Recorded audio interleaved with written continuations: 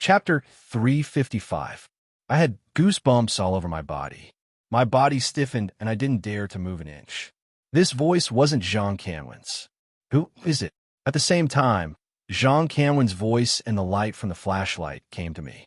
However, the vigilance in his voice disappeared quickly. He asked suspiciously, "Why are you here?" Only then did my heart relax. I hastily turned around and saw that Nangong was lazily leaning against the wall. He was laughing as he looked at me. I took another path that also led to this place. Our journey should be about the same. I've already been here for a few hours. How come you two have only just arrived? His voice wasn't low, so I didn't answer him. I looked around vigilantly as I was worried that his voice would attract trouble. Nangong looked at me and waved his hand. You don't need to look around.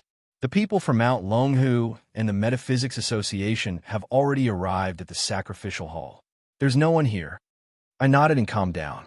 I explained to him that we had wasted a lot of time hiding from the people from Mount Longhu and the Metaphysics Association. Then, we encountered some trouble at the stone door. Then, I suddenly remembered that Nangong was a mysterious fellow. Perhaps he knew why I could open the stone door. I hurried to tell him what had happened and asked for the reason. Jean Canwin heard my question and came over. He lifted his bright eyes to look at Nangong.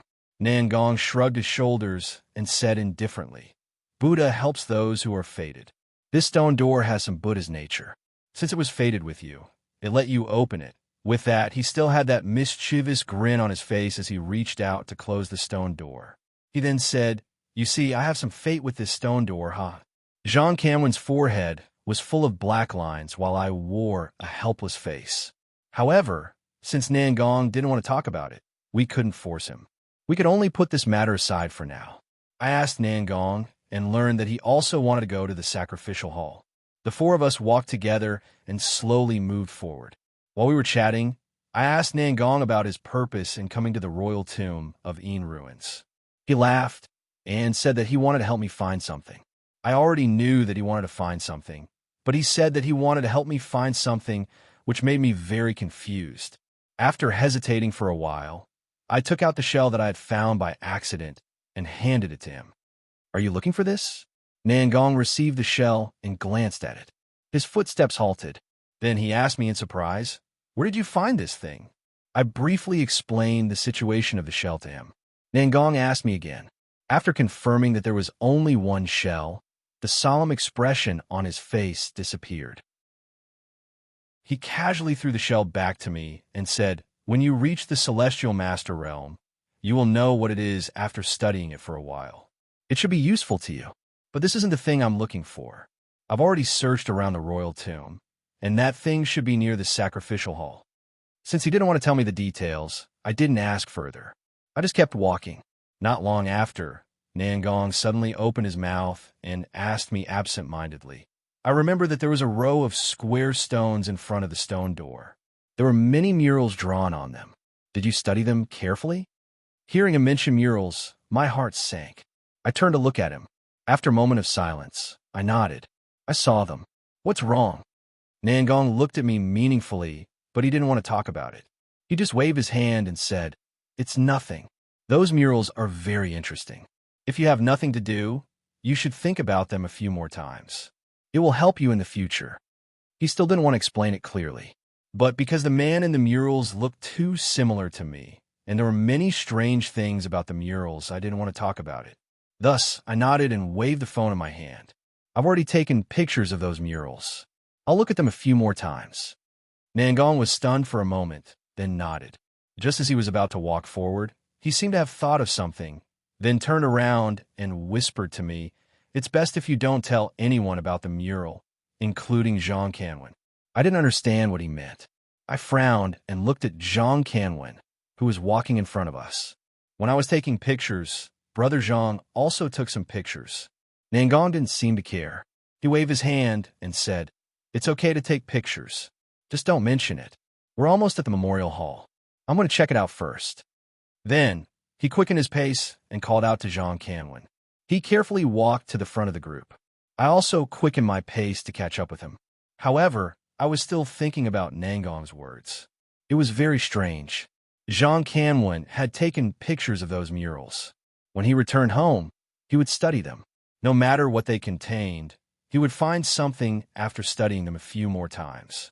Nangong said, "It's okay as long as I don't tell Jean Canwen." What does he mean? Before I could figure out, Jean Canwen pulled me and gestured for me to keep quiet. Then he pointed to a far distance, signaling me to look in that direction. I lifted my head and focused. I could vaguely see a small dot of light in the distance. I guess that was the location of the sacrificial altar, based on Nangong's words. Nangong also turned around. He didn't say anything and just pointed to our left. Then he walked in that direction and signaled us to follow him. I trusted Nangong a lot. I called the little zombie and followed him. Jean Cameron didn't ask much. He followed me and walked in the direction Nangong had pointed. After walking in this direction for around 5 minutes, we saw 2 giant stone pillars in front of us. Since we had turned off our flashlights, we couldn't see what was on top of the stone pillars with the dim light coming from a distance. However, from the general architectural style, I guessed it was a tall corridor or a pavilion. Nangong seemed to be very familiar with this place. He didn't even look around and directly walked through the space between 2 stone pillars. We followed behind him and continued to walk forward. Not long after that, we saw another 2 stone pillars next to each other. After that, there were more stone pillars after a certain distance. It seemed that this place was a common corridor in ancient times, but it was a little too big. As soon as I confirmed that, the stone pillars disappeared. 2 stone walls appeared in front of us, one on the left and the other on the right. They were sandwiched together to form a massive doorway. Just like before, we couldn't see anything above us. We could only guess from the shape that it was a massive doorway. Nangong didn't hesitate and walked in. We had to follow him. After entering the doorway, I thought it would be even darker inside. However, it wasn't much different from the outside. I turned my head and looked around. The left side was pitch black, as if there was a wall blocking the light. However, the right side was empty, and we could see a light source in the distance. Moreover, this place seemed to be much closer to the sacrificial hall. The light source wasn't blurry anymore, and we could even see the people around the light source. The air in this place can isolate spiritual senses, and this hall can isolate all kinds of sound and light. We don't need to be too careful here. No matter how loud we talk, the people outside won't be able to hear us. Look, there's a window in front of us. It doesn't have glass, but there's a transparent cloth covering it. If we go to the window, we can see everything happening in the sacrificial hall. Nangong pointed to the right side where the light was coming from. While talking, he walked toward that direction. I followed him for more than 100 meters before I could see it clearly. It was a window, but it was ridiculously big. From a distance, I didn't think there were any walls. As we walked closer, we could see that the cloth covering the window wasn't completely transparent. It looked more like a fabric made of some kind of transparent silk thread. Silk thread was transparent, and the holes in the fabric were big. It gave us a feeling that we couldn't see anything, especially when we peeled the holes to the size of an eye. I asked Nangong, and he told me that even if we made such a big hole, it wouldn't affect the soundproof and light-isolating function of the cloth. I calmed down and lifted my head to look at the sacrificial hall. This place was really close to the sacrificial hall, but I could only see the grand gate and the people sitting cross-legged in front of the hall. I carefully counted and found that there were only 4 people in front of the hall. There were the people I had seen in the square passage. 2 of them were 6th-rank Taoist priests wearing purple muslin and lotus-shaped crowns. The other 2 were from the Metaphysics Society. One of them was Liu Changxian, the one who had searched me in the Metaphysics Society's headquarters. The last one was Han Wennan. He sat far away from the other 3, and he was also quite far from the strong light at the entrance of the hall. Half of his body was hidden in the darkness. The other people from a Dragon Tiger Mountain and the Metaphysics Society weren't here. I guess they had already entered the sacrificial hall. I was extremely curious about the large number of people from the Metaphysics Association and the arrival of a few people from Mount Longhu. I had long wanted to contact Han Wennan and ask about the reason. Now was a good opportunity. I hastily asked Nangong, "Can you think of a way to send a message to Han Wennan without alerting anyone?" Nangong's lazy expression disappeared. He lifted his head to look at Han Wennan. He didn't answer me, but told me, "I told you that you can't trust this person." There was a strong hostility on his face. I was stunned. Then, I remembered that when I had reunited with Nangong, he had told me to be careful of Han Wennan.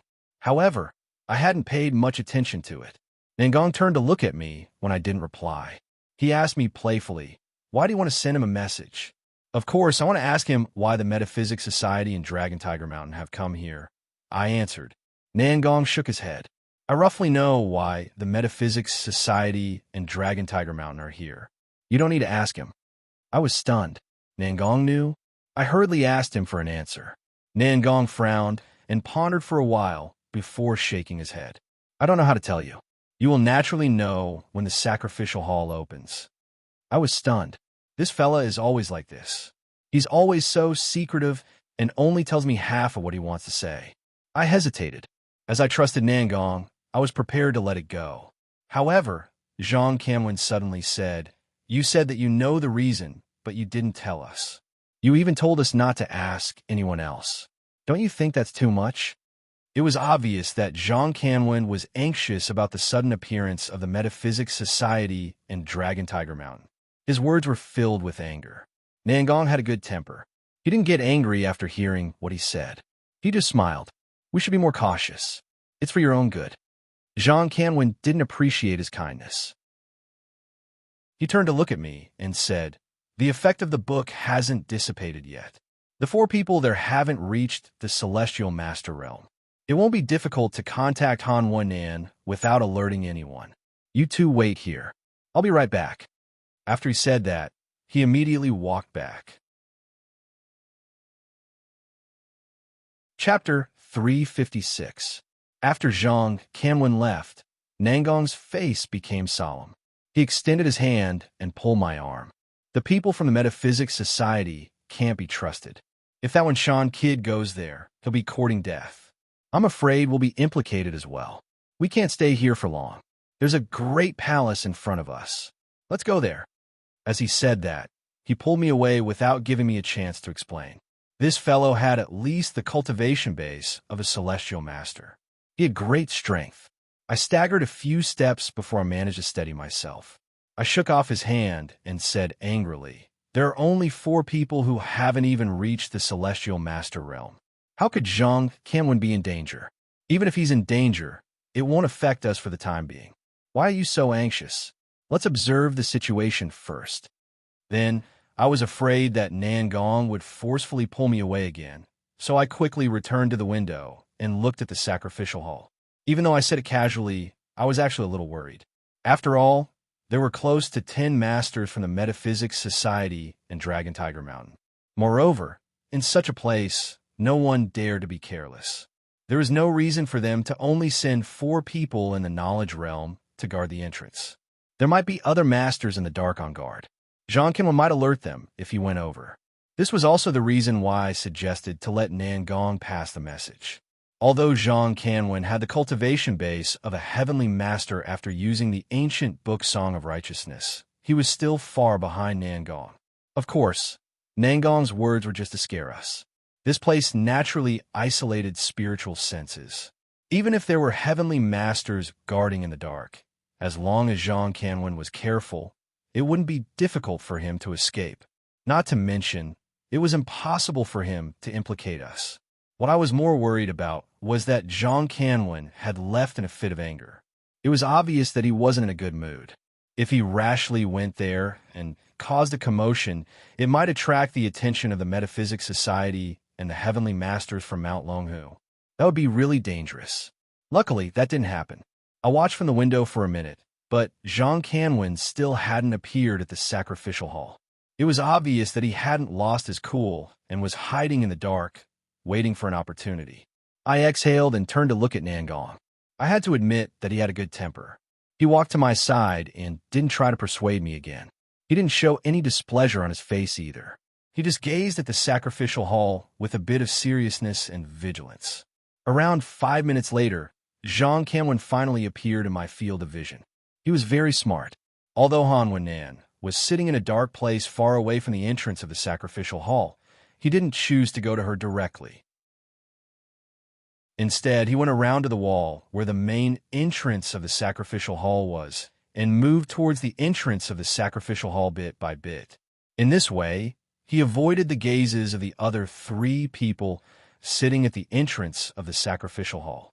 What was more, because Han Wenan was sitting far away from the light source at the entrance of the sacrificial hall, he couldn't see the darkness in the distance at all. Therefore, he didn't sit with his back facing the sacrificial hall like the other 3 people at the entrance of the sacrificial hall. Instead, he sat sideways at a 90-degree angle with the sacrificial hall. In this way, while Zhang Kanwen was moving towards the entrance of the sacrificial hall, he not only avoided the gazes of the other 3 people, but also allowed Han Wenan to see him. It turned out that Zhang Kanwen's method was very effective. As soon as his figure appeared, I saw Han Wenan's cross-legged body move a bit. Apparently, Han Wenan had already discovered him. However, neither of them acted rashly. Zhang Kanwen was still moving slowly towards the entrance of the sacrificial hall. As he got closer to the light source at the entrance of the sacrificial hall, his figure became clearer. While I could vaguely see Zhang Kanwen's facial features, he finally stopped moving. He slowly raised his hand and made a gesture to Han Wenan, indicating that he should find a chance to go to the side of the sacrificial hall. After making this gesture, Zhang Kanwen slowly moved his body and returned to the darkness in the direction he had come from. Han Wenan knew that I had a close relationship with Zhang Kanwen. A few days ago, the 3 of us had met in Anyang City. He knew that Zhang Kanwen and I were on the same trip to the royal mausoleum of the Shang dynasty. Therefore, when he saw Zhang Kanwen, he knew that I was there and would go to see Zhang Kanwen. Things didn't go beyond my expectation. After Zhang Kanwen's figure had disappeared for about 3 minutes, Han Wenan stood up from the ground and stretched his body. He slowly walked to the side of the 3 people at the entrance of the sacrificial hall and said something to them in a low voice. Then, he walked towards the direction Zhang Kanwen had pointed at and disappeared in the darkness. Right at this moment, Nan Gong, who had been standing next to me without saying anything, suddenly said to me, "You wait here. I will go to the entrance to see what's going on. If they come here, I will bring them here." After saying that, he didn't wait for my reply and directly walked towards the entrance of the sacrificial hall. I understood that Nan Gong was still worried. However, due to my attitude, he didn't say it directly. After Nan Gong left, I observed the situation at the sacrificial hall while waiting anxiously. Not long after, faint voices came from the direction of the entrance. I quickly turned off the flashlight and crouched down to hide under the windowsill. I concentrated my ears and listened carefully. Soon, I heard that it was Zhang Kanwen's voice. Only then did I relax. I stood up, turned on the flashlight again, and walked forward. I had only taken a few steps when Nan Gong arrived with Zhang Kanwen and Han Wenan. The corners of my mouth curled into a smile as I walked forward. In the end, nothing happened. We didn't care about the small discord.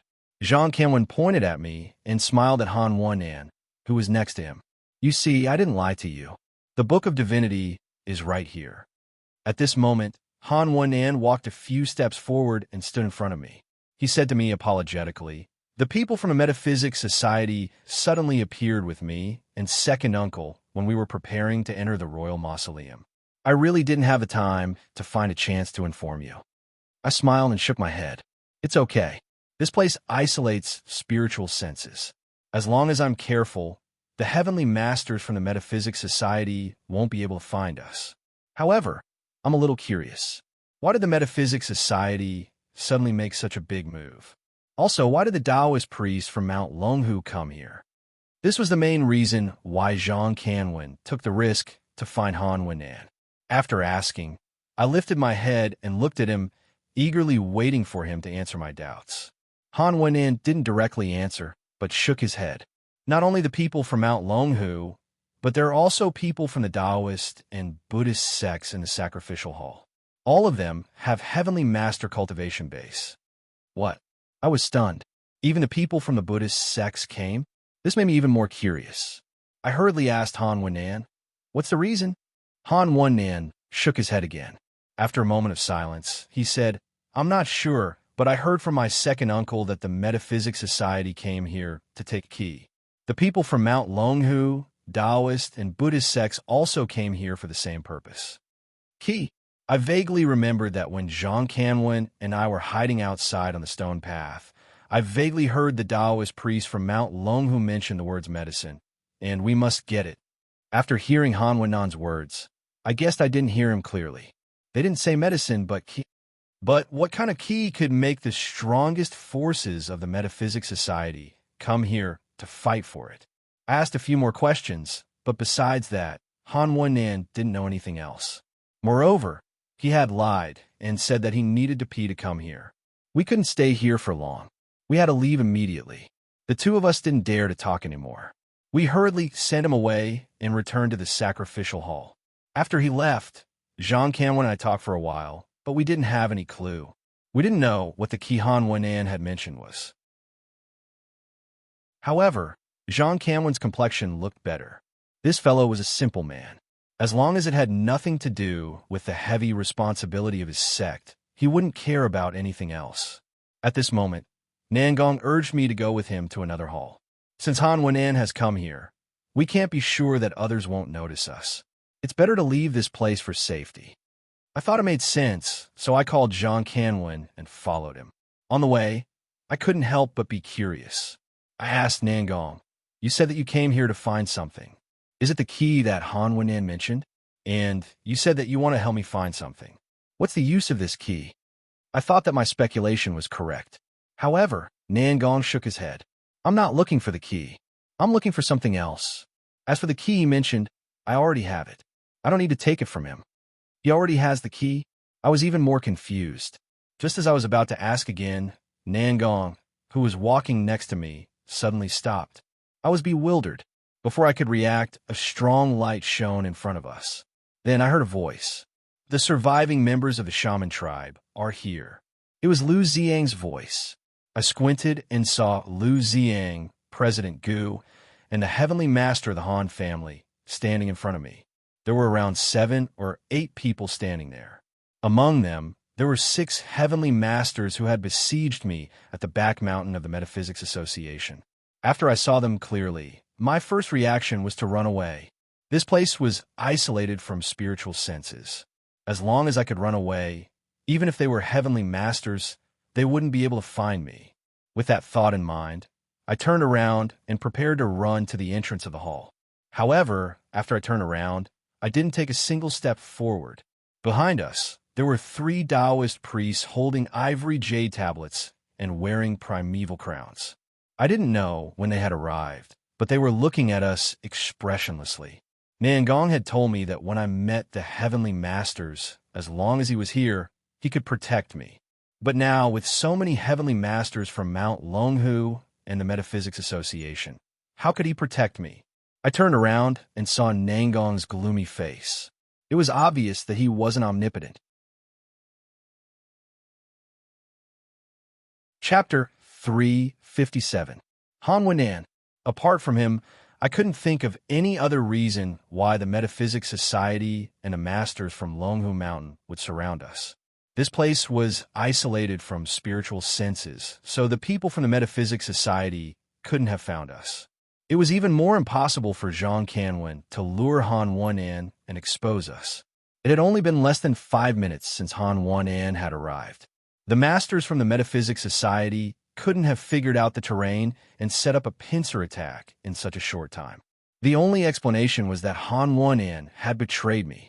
At that moment, I finally remembered that Nangong had reminded me to be wary of Han Wenan when I had first met him in Anyang. When I had tried to contact Han Wenan earlier, he had been adamantly against it. It was a pity that Jean Canwin's impulsive action had ruined all of Nangong's efforts. However, I still didn't understand why Han Wenan would do that. If he simply wanted to deal with me, why would he wait until now? If it weren't for him in Shenzhen, I would have been dead already. He had saved me in Shenzhen, but he had betrayed me in Anyang. Why?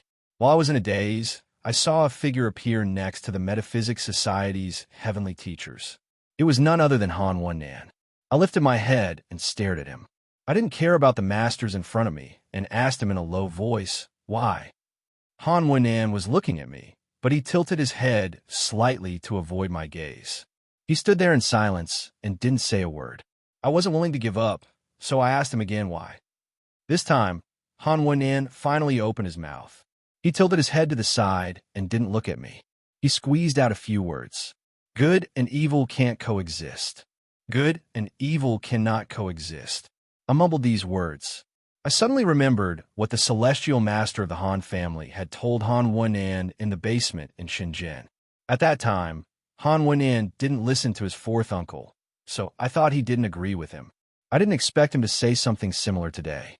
However, this reason still couldn't explain why he had saved me and then harmed me. The people from the Metaphysics Society didn't give me a chance to ask again. Lu Xing suddenly sneered coldly and said, "The Han family's kid is right. Good and evil can't coexist. In the battle of witchcraft, there is only him and no me. To us cultivators, the sorcerer tribe is like a tree surrounded by vines. The thicker the vines, the thinner the tree. Only by killing the sorcerer tribe can we cultivators live in peace in this world." Brother Lu's words are wise. President Gu chimed in and said, "However, I haven't heard any news about the remaining members of the sorcerer tribe for many years. I'm sure there aren't many of them left in this world." The old president said that as long as we capture these two people, the witch tribe will be destroyed. After saying that, he ignored me and looked at Nangong. After a long moment of silence, a smile appeared on his solemn face. He coldly said to Nangong, "You finally showed yourself." My heart skipped a beat when I heard him. I didn't look at President Gu, but turned to look at Han Wenan. I finally understood why he had betrayed me after saving me. It had been a scheme from the start. His target wasn't me, but Nangong.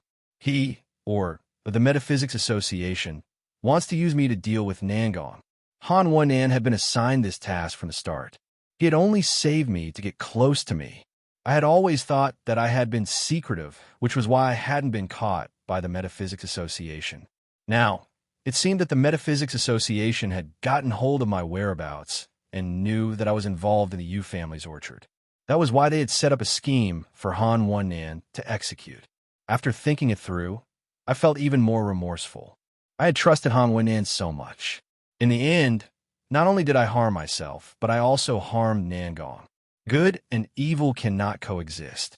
I should have understood this after I understood the reason behind the battle of witchcraft.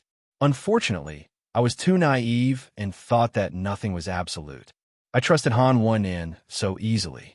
Thinking back to all the things that had happened since I got to know him, I had to admit that the Metaphysics Association had chosen the right person. Han Wenan had always been a righteous person. No matter what he did, he was always upright. Anyone who talked about him would praise him as a good man.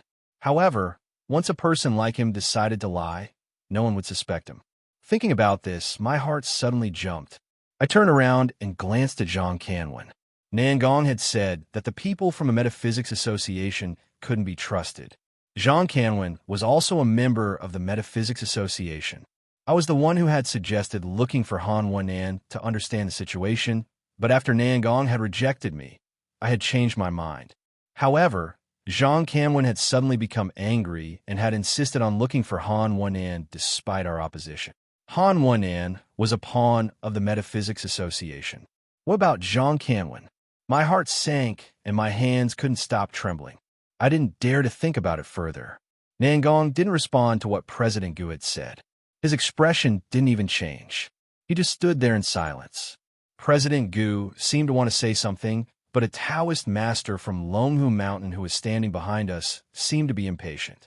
He said, "The sacrificial hall is about to open. There's no time to lose. Let's hurry over after we capture these two.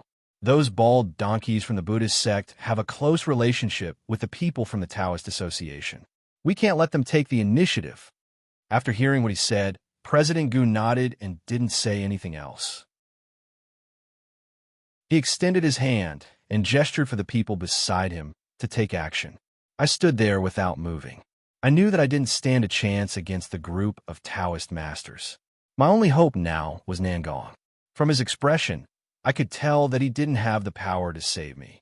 However, even if he couldn't save me, It would be a good thing if he could escape. In reality, I didn't have any hope of surviving. I only hoped that Nangong could escape. That way, I would feel less guilty. The 6 Taoist masters from the Metaphysics Association moved and arrived in front of us. Before Nangong could react, Zhang Kanwen, who had been standing next to me, suddenly moved and stood in front of us. He immediately blocked the 6 Taoist masters with his blade. He did not open his mouth to speak. Instead, he took out a few pages of the Song of Morality and pasted them on his chest. He hurriedly chanted a spell, and the few pages glowed with a golden color. His aura also continued to rise. After doing all that, he looked coldly at the Taoist masters from the Metaphysics Association and said, "If you want to kill Zhou Yi, you'll have to get through me." I was shocked. I suspected that Zhang Kanwen was in cahoots with the Metaphysics Association, but I didn't expect him to express his attitude so decisively. Lu Ziang stood in the middle of the group of Taoist masters. When he heard what Zhang Kanwen said, he instantly laughed and said in disdain, "You're just at the glory of consciousness realm. You used a secret technique to barely reach the Taoist master realm. You want to stop us? What a joke." With that, he raised his right hand, and a shadow appeared above Zhang Kanwen's head. It seemed to carry a tremendous force as it whizzed towards him. At that moment, President Gu, who was far away, suddenly extended his hand and pointed. The shadow suddenly froze in midair. Lu Ziang was displeased and turned to look at President Gu. President Gu didn't look at him, but stared at Zhang Kanwen instead. He said, "As far as I know, you're the only one left from Wenshan's lineage. Could it be that you're going to ignore the inheritance of your sect for the sake of this surviving witch?" Zhang Kanwen gritted his teeth and didn't say a word. President Gu continued, "You're the director of the Metaphysics Association headquarters.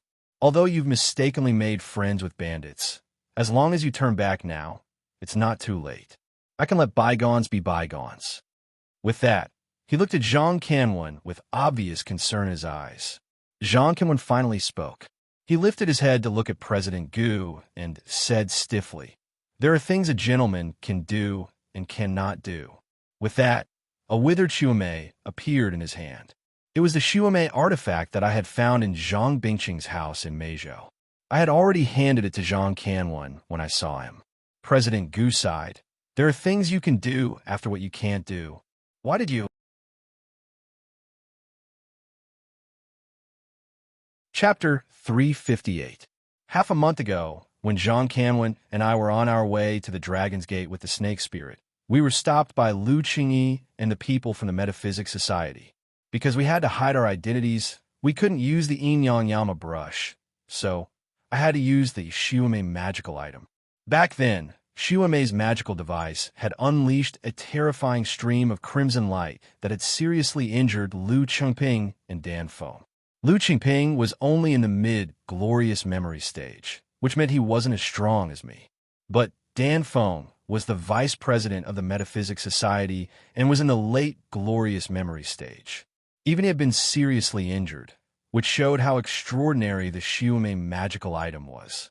At the time, I had thought that I had fully unleashed the power of the magical item. But now, seeing Zhang Kanwen's actions, I realized how laughable I had been. The Shuame magical item had changed in Zhang Kanwen's hands. There was no longer any crimson light. Instead, the crimson light spread out from the withered branch, forming something that looked like a spiderweb. It shot toward Lu Ziang like a bolt of lightning, and the surrounding darkness made it look even more terrifying. Seeing this layer of blood curtain, the sneer on Lu Ziang's face instantly disappeared. In a split second, a dark blue square seal suddenly appeared above his head. It gave off a blue light like a glowing sapphire. However, this square seal was very small, not even half the size of an adult's fist.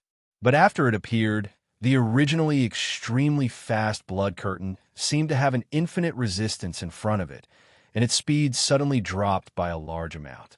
I looked at the blue seal and thought to myself, this must be the other seal of the Lu family's legacy magical item. I've seen several seals in Lu Zhenyang's hands, including the yellow-white Mount Tai seal. It's said to be the Lu family's legacy magical item. I've taken it from Lu Jinyang twice, but the Mount Tai seal is engraved with a spell formation that only members of the Lu family can use. I studied it for a long time but couldn't break it. Eventually, I gave it to Xie Changhua in exchange for the Mo family's EMO beads. At this moment, the seal in Lu Xiang's hand should also be a legacy immortal treasure. Its power was truly astonishing. Back when Lu Jinyang used the Mount Tai seal, the power he displayed was like a grain of rice compared to this blue square seal. It was simply incomparable. Zhang Kanwen's expression didn't change in the slightest. His eyes remained fixed on Lu Xiang as he drew a circle in the air with Xiaomei. Then, he opened his mouth and uttered a single-syllable incantation. As he spat out the incantation, the blood screen that was trying its best to resist the blue square seal suddenly burst open. Countless blood-colored fragments flew towards Lu Xiang. They looked like pieces of flesh and blood flying in all directions. It was extremely horrifying. This time, the blue square seal seemed to be unable to stop them. The blood-colored fragments were extremely fast. With a whistling sound, they directly rushed towards Lu Xiang's body without any hindrance and let out dull sounds of collision. I was shaken and thought that Lu Xiang had been severely injured. Who would have thought that he would just stand there without a trace of pain on his face? Instead, he had a slight smile on his face. It was as if he didn't care about the blood shard at all. He just casually waved his sleeves to block the shard that was flying towards his face. This time I was dumbfounded. Could it be that Zhang Kanwen had used the Song of Righteousness several times in a row, and yet his strength was still so much lower than Lu Xiang's? No, that couldn't be right.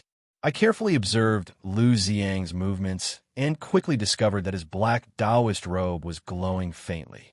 It was clear that his Taoist robe was also a magic treasure. Moreover, it had strong defensive abilities that allowed it to easily block Zhang Kanwen's Taoist magic. Seeing that the blood curtain was ineffective, Zhang Kanwen coldly spat out a single sound incantation. As he uttered the incantation, the blood-colored fragments exploded a second time. This time, all the fragments exploded in a fine powder that rose into the air and formed a blood mist. Almost instantly, a large amount of blood mist enveloped Zhang Kanwen and Lu Xiang. Under the cover of the blood mist, the blue square seal that was floating above Lu Xiang's head was completely annihilated. There was no more light coming from it. Zhang Kanwen's morale was greatly boosted. He uttered another incantation. The blood mist seemed to have a life of its own as it wrapped around Lu Xiang. The volume of the blood mist became smaller and smaller, but its color became darker. After chanting the incantation, Zhang Kanwen didn't stop. He immediately recited the Song of Righteousness. This time, Zhang Kanwen recited the first 8 lines of the Song of Righteousness in a row. The heaven and earth have righteousness, giving it a chaotic form. Below are the rivers and mountains. Above are the sun and stars. To people, it is called righteousness, filling the sky. The road to the emperor's realm should be clear, containing peace and spitting out the Ming court. His voice became louder and louder. When he recited the last line, it was like a huge bell. There was an echo in the palace. As the last syllable ended, there seemed to be a sudden gust of wind in the dark palace. I looked closely and saw a white aura blowing towards Lu Xiang from behind Zhang Kanwen. It looked like a flowing wind, but it wasn't cold at all. Instead, it gave off a sacred feeling. At this moment, the sneer on Lu Xiang's face disappeared. His face was solemn. His right hand, which was originally behind his back, suddenly moved in front of him. His palm faced inwards as he rubbed his abdomen. Then, he raised his arm and pressed on his chest. Then, I saw him open his mouth and spit out a grayish-white seal. It was also a seal, but this seal wasn't an artifact. It was Lu Xiang's Celestial Master Seal. The Celestial Master Seal was the symbol of a Celestial Master. When a Celestial Master reached the Celestial Master realm, they would condense such a seal in their body. Depending on their talents, their colors range from gray to crystal white. There were 3 types in total. The worst was Broken Crow, which was a celestial master seal that was completely gray. After reaching the celestial master realm, it was almost impossible for one to advance further, and they had no chance to condense the celestial master's yang spirit. The second best was Flawed, which was white with a tinge of gray.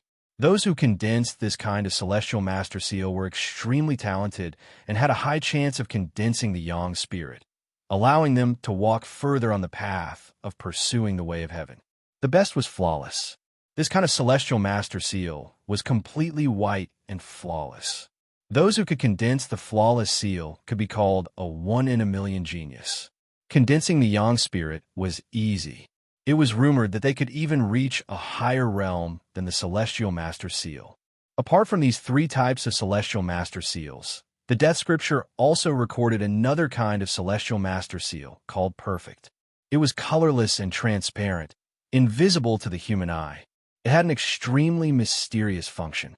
However, I have never heard of this kind of celestial master seal in reality, and I have never seen it in other metaphysical books, so I don't know if it's true or not. So far, I have only seen the celestial master seal twice. The first time was when the snake spirit turned into a dragon half a month ago. The old Taoist who appeared on Dragon Gate Mountain gave the snake spirit the righteous seal and revealed his celestial master seal. It was completely white and flawless. It was an extremely rare flawless seal. At this moment, Lu Xiang's celestial master seal was the second time. His seal was grayish-white, which was obviously a flawed seal. It could be considered as the second best talent among celestial masters. Although it could only be ranked as the second best, in reality, most celestial masters were just Broken Crow. It was rare for them to have a flawed seal. This kind of celestial master relied on a flawed seal. In the same realm, it was not difficult for one person to deal with several celestial masters without a flawed seal. At this moment, Lu Xiang spat out the celestial master seal. It was obvious that he wanted to use the seal's power.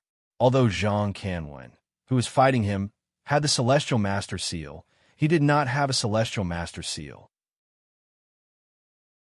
Even the weakest celestial master with the Shattered Crow seal would have a huge increase in strength once he summoned his celestial master seal, let alone the more powerful celestial master with the incomplete Crow seal. Although Zhang Kanwen had the upper hand in the beginning, did he still have a chance of winning against Lu Xiang's celestial master seal? I stared at Lu Xiang. After his celestial master seal appeared, the effects were immediate. The blood fog surrounding him was instantly cleared. However, clearing the blood fog wasn't much. Zhang Kanwen's true killing move was obviously the white aura that came after. Lu Xiang frowned. He didn't retract the celestial master seal, but slowly moved forward to face the white aura. Just like how it had dispersed the blood fog, the gray celestial master seal still had the effect of dispersing Zhang Kanwen's white aura. However, the speed was very slow. The white aura seemed to have the power of decay as it gently blew on Lu Xiang's celestial master seal. After a dozen breaths, the white aura disappeared, and Lu Xiang's celestial master seal gave off a crisp cracking sound. At the same time, Lu Xiang's 7 orifices started to bleed. He strenuously recalled the celestial master seal. Then he sat on the ground, his face pale. I was shocked. Zhang Kanwen had won. This was unbelievable. However, this wasn't the time to celebrate. Although Zhang Kanwen had won, he had used up a lot of energy. He was currently at his weakest. I turned to look at Zhang Kanwen worriedly. At that moment, a red light appeared next to Zhang Kanwen and shot toward his chest. At this moment, it had already touched his outer clothes.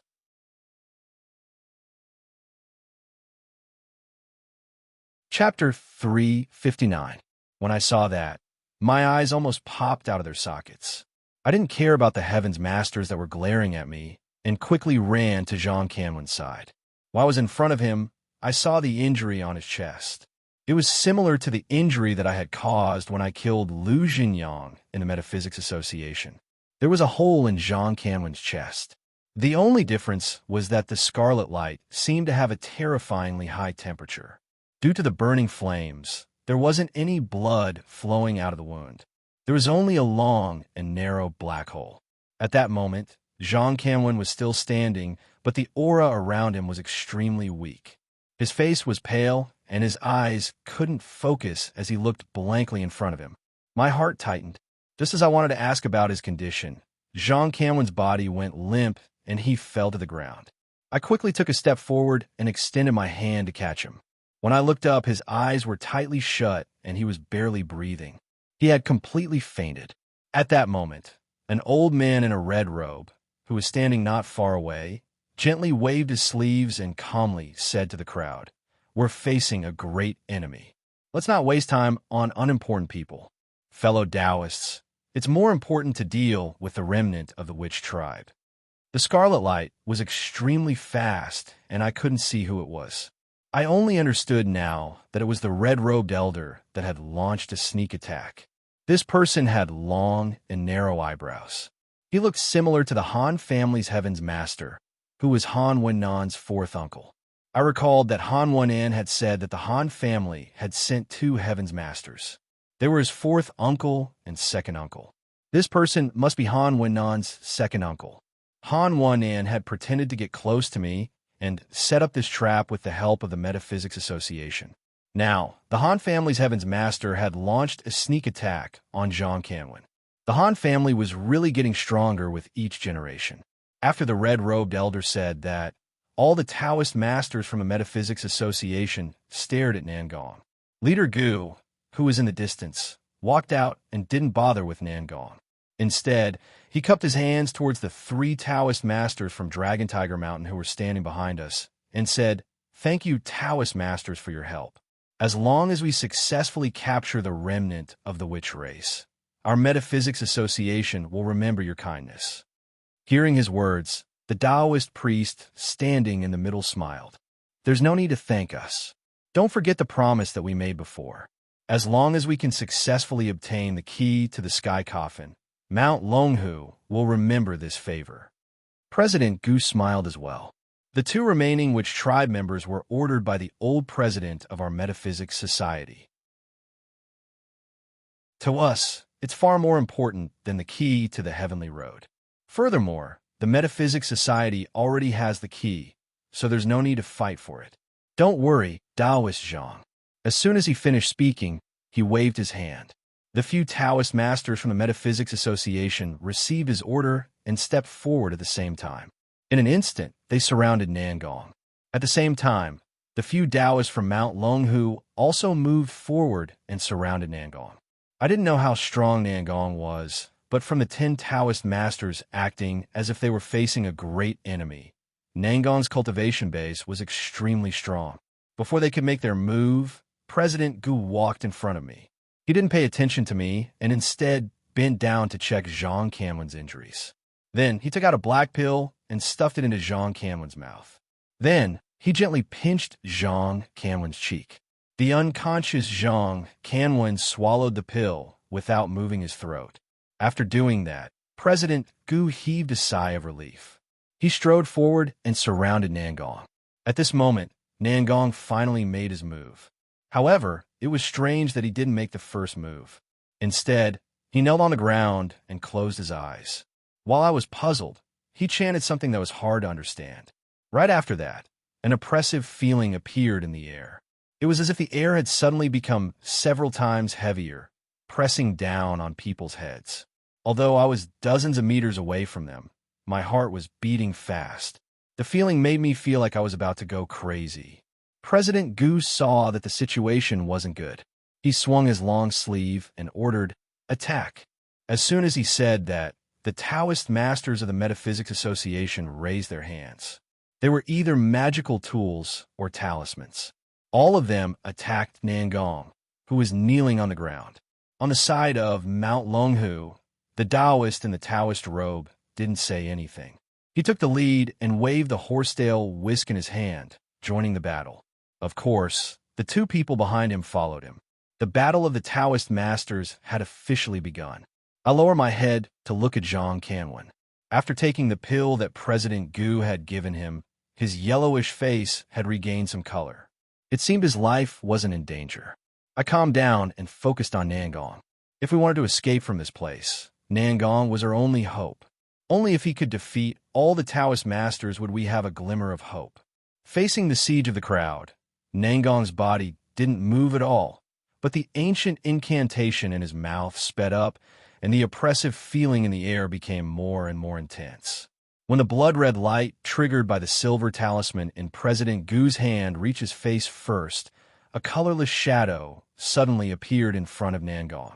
It looked like a breeze and wrapped the blood-red light. In a few milliseconds, the blood-red light disappeared into thin air. I was shocked. That was a Heavenly Master's silver talisman. Its power was terrifying, but Nangong had easily destroyed it. What kind of power did he have? Before I could finish sighing with emotion, several attacks from magic tools and talismans arrived at the same time. Nangong still didn't move. Similar to the light wind phantom from before, a dozen phantoms simultaneously appeared in front of him. Some of them looked like a ball of flame, some looked like a leaf, and there was even one that looked like a brightly colored tiger. After these shadows appeared out of thin air, they charged forward like lightning, blocking all the profound techniques that were attacking him.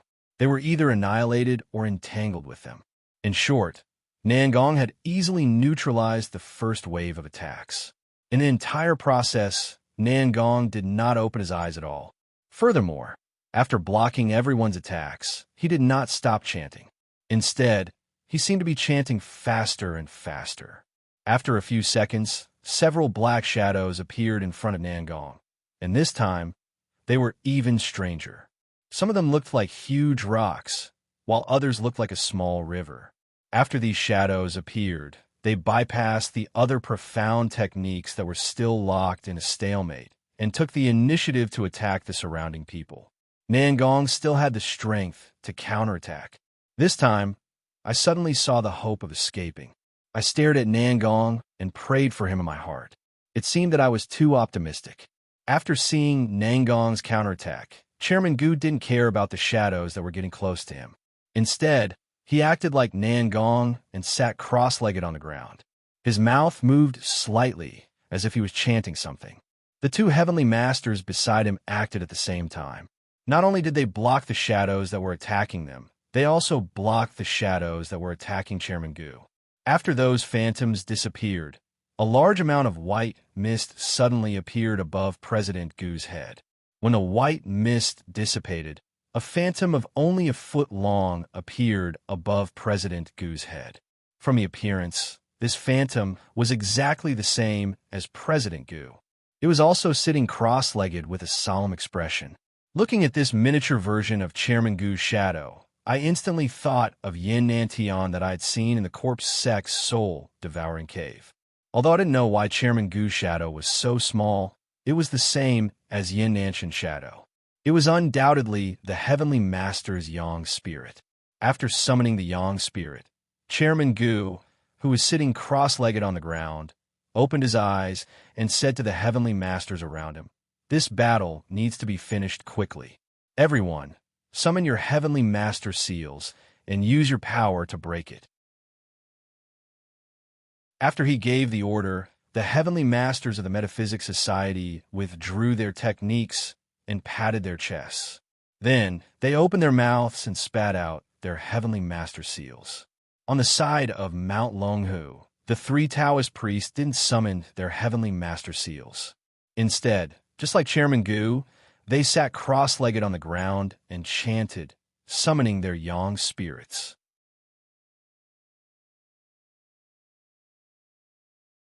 Chapter 360. I have never heard of a Yang spirit wielding a sword, but judging from the aura emanating from the Yang spirits of these three people, they are even stronger than President Gu's Yang spirit. No wonder the Metaphysics Association wants to ask the three Taoist priests of Longhu Mountain for help. I turned to look at Nangong worriedly. He had the upper hand in the previous battle, and I didn't know what would happen next. While I was thinking, Nangong suddenly stopped chanting. He opened his eyes and stood up from the ground. He turned to look at the three Taoists from Longhu Mountain and frowned. Then he said in a clear voice, "Celestial Master Zhang's Taoist technique is really mysterious. Since the three of you came here alone, Your yang spirits must have cultivated the three greats sword formation. I'm not your opponent. Let's end today's battle." After saying that, he walked up to President Gu, and the corners of his mouth moved slightly as if he was grinning. Then, he put on a look as if he was waiting for death. I was dumbfounded. Nangong had surrendered. The Metaphysics Association and I were mortal enemies. Han Wenan had concealed himself and gained my trust to capture him today. It was obvious what would happen to him if he fell into the Metaphysics Association's hands. Nangong had surrendered. Even if they were to die here today, it would still be better than surrendering. Was Nangong's brain broken by a door? I looked at him in a daze. I had always felt that I couldn't see through this guy, but today he had changed my understanding of him.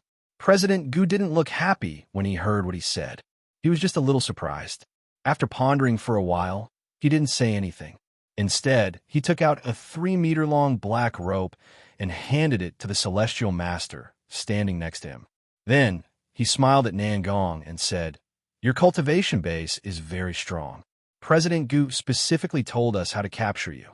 Please don't blame him." Although he was smiling, the yang spirit was still sitting on top of his head. He didn't seem to have any intention of withdrawing it. The others were the same. They were experienced cultivators, so they wouldn't make any mistakes at this time. If Nangong wanted to pretend to surrender and launch a sneak attack, it would be a mistake.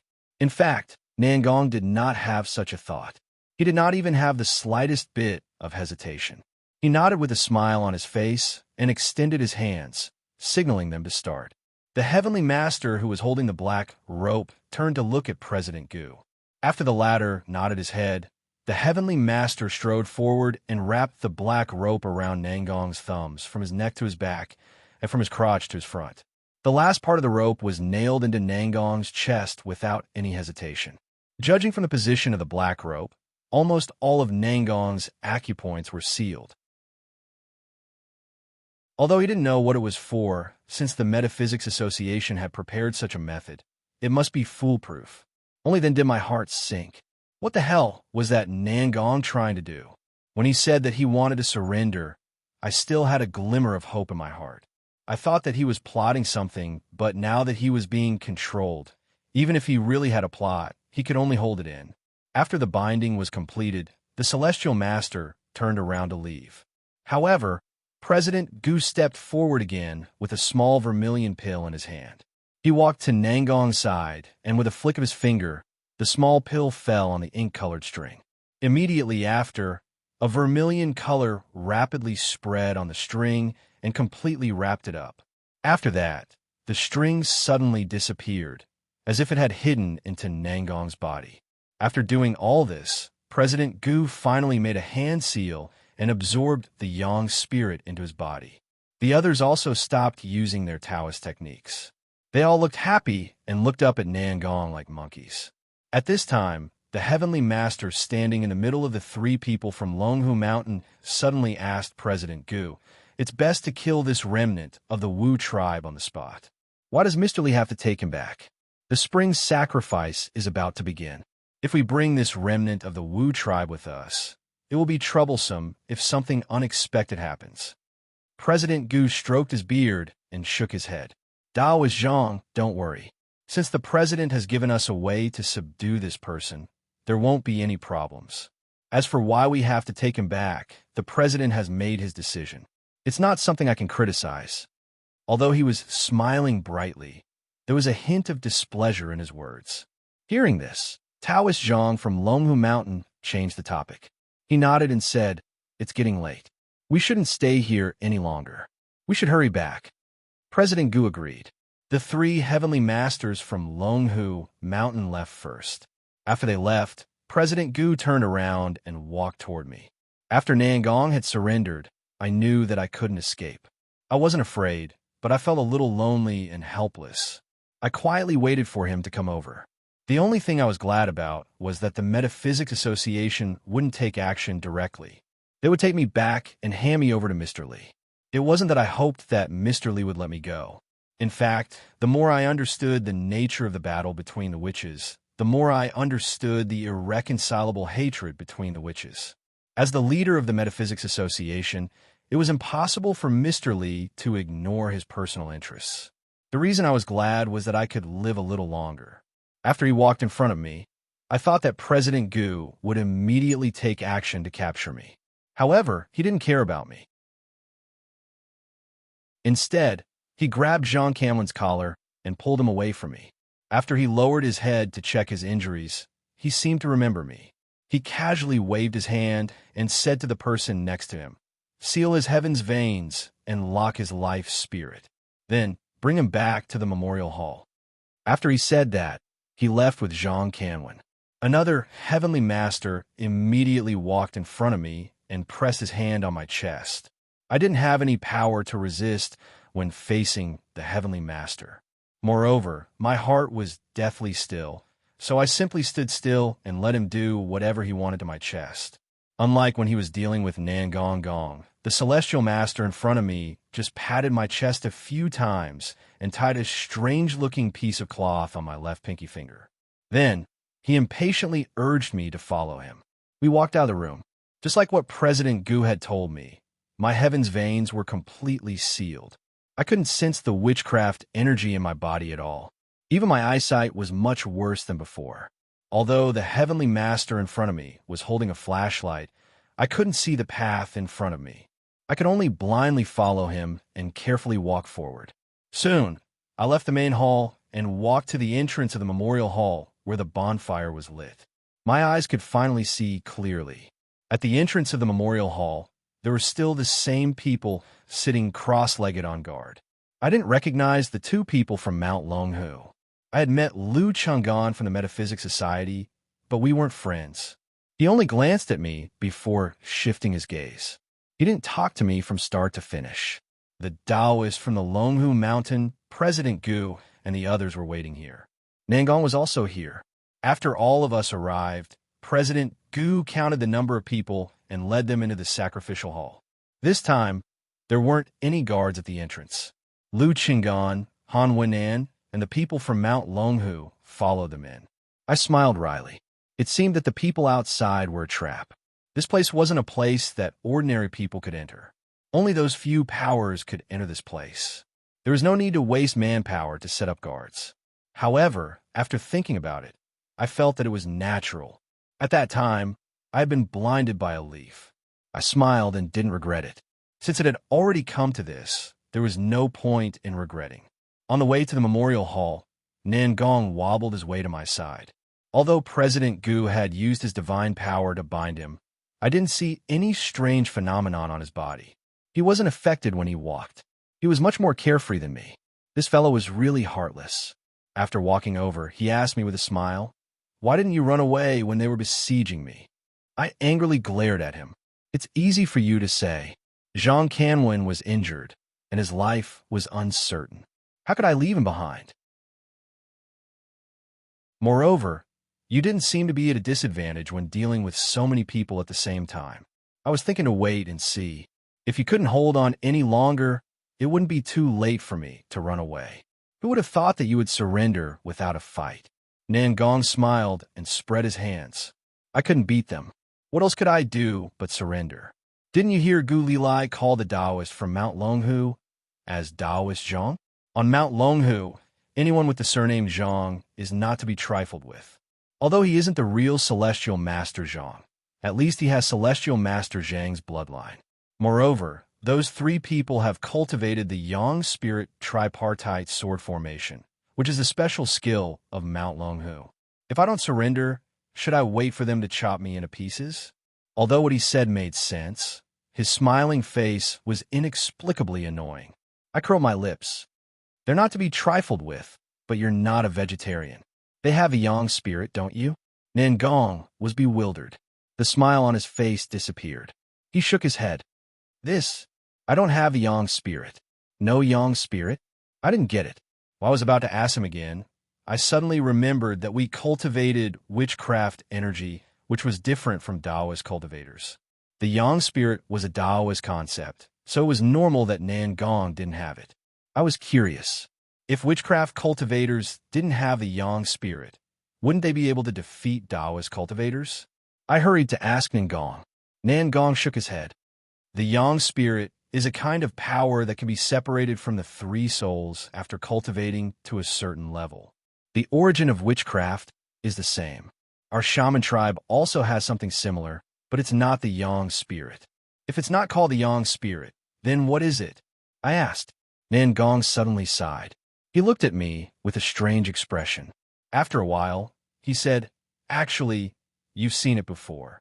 I frowned. I didn't understand. He and I were the only two people who cultivated witchcraft energy. He was the only one who had reached the celestial master realm. Today was the first time he had shown his cultivation base in front of me. Moreover, he didn't last long before he surrendered. When had I ever seen the supernatural power of the shaman tribe's celestial master? Nangong saw that I was confused. He sighed again and spat out two words. Tai Sui.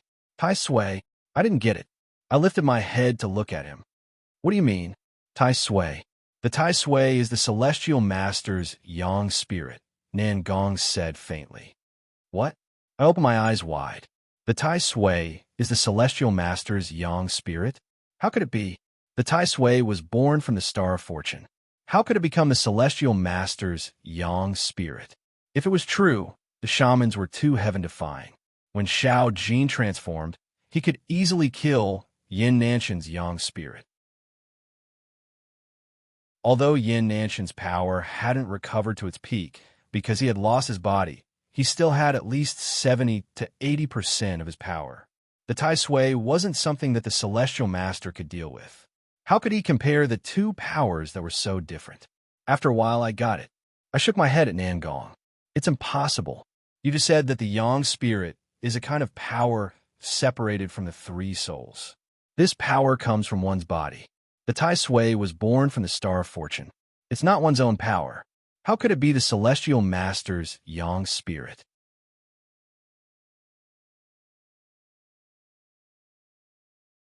Chapter 361. After listening to Nangong, I nodded and didn't ask further. Sometimes, words couldn't describe the cultivation process. I had to experience it myself to understand its mysteries. I didn't say anything, but Nangong seemed to have mixed feelings.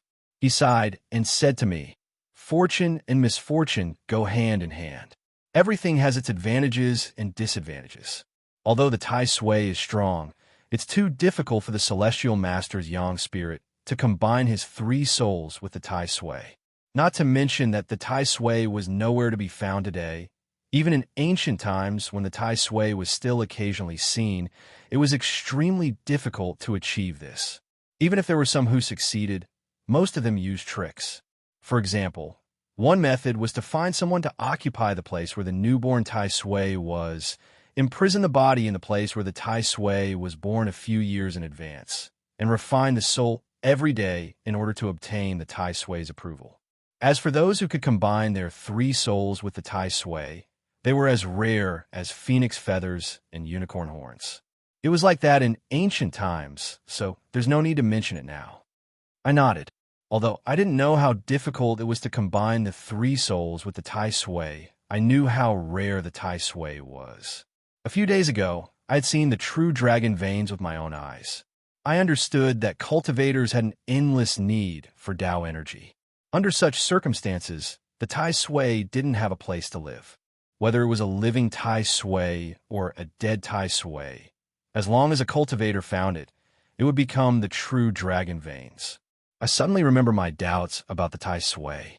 At first, I thought that the Tai Sui was born from the 4 stars and that there were only 4 of them in the world.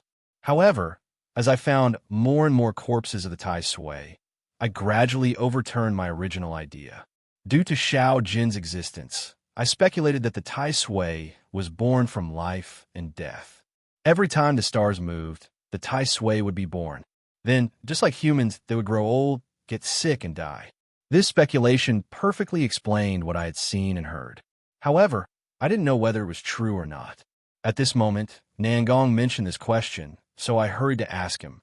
However, before I asked him, I needed to know whether Nangong knew about Shao Jin or not.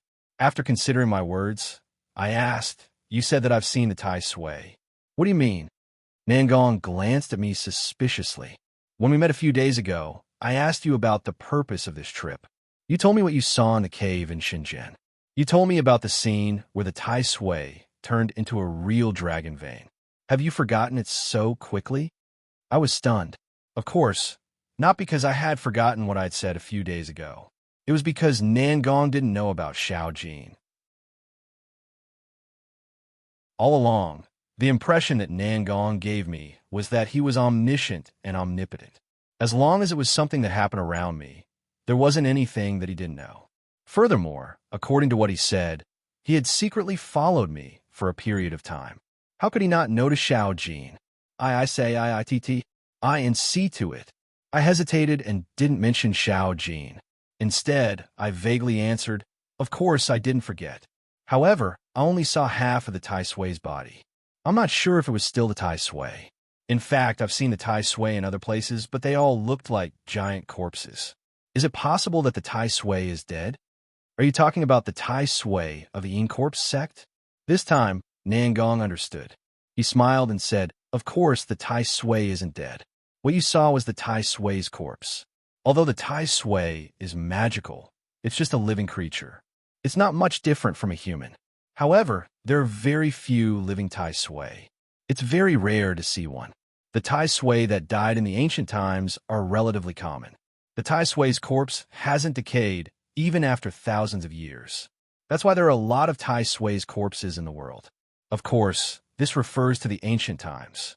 Now, as you've seen, the Tai Sui's corpses have turned into true dragon veins, so they're not common anymore. Let's go back to the previous question.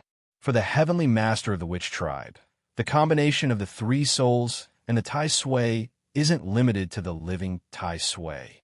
In fact, it's better to use the dead Tai Sui. I nodded.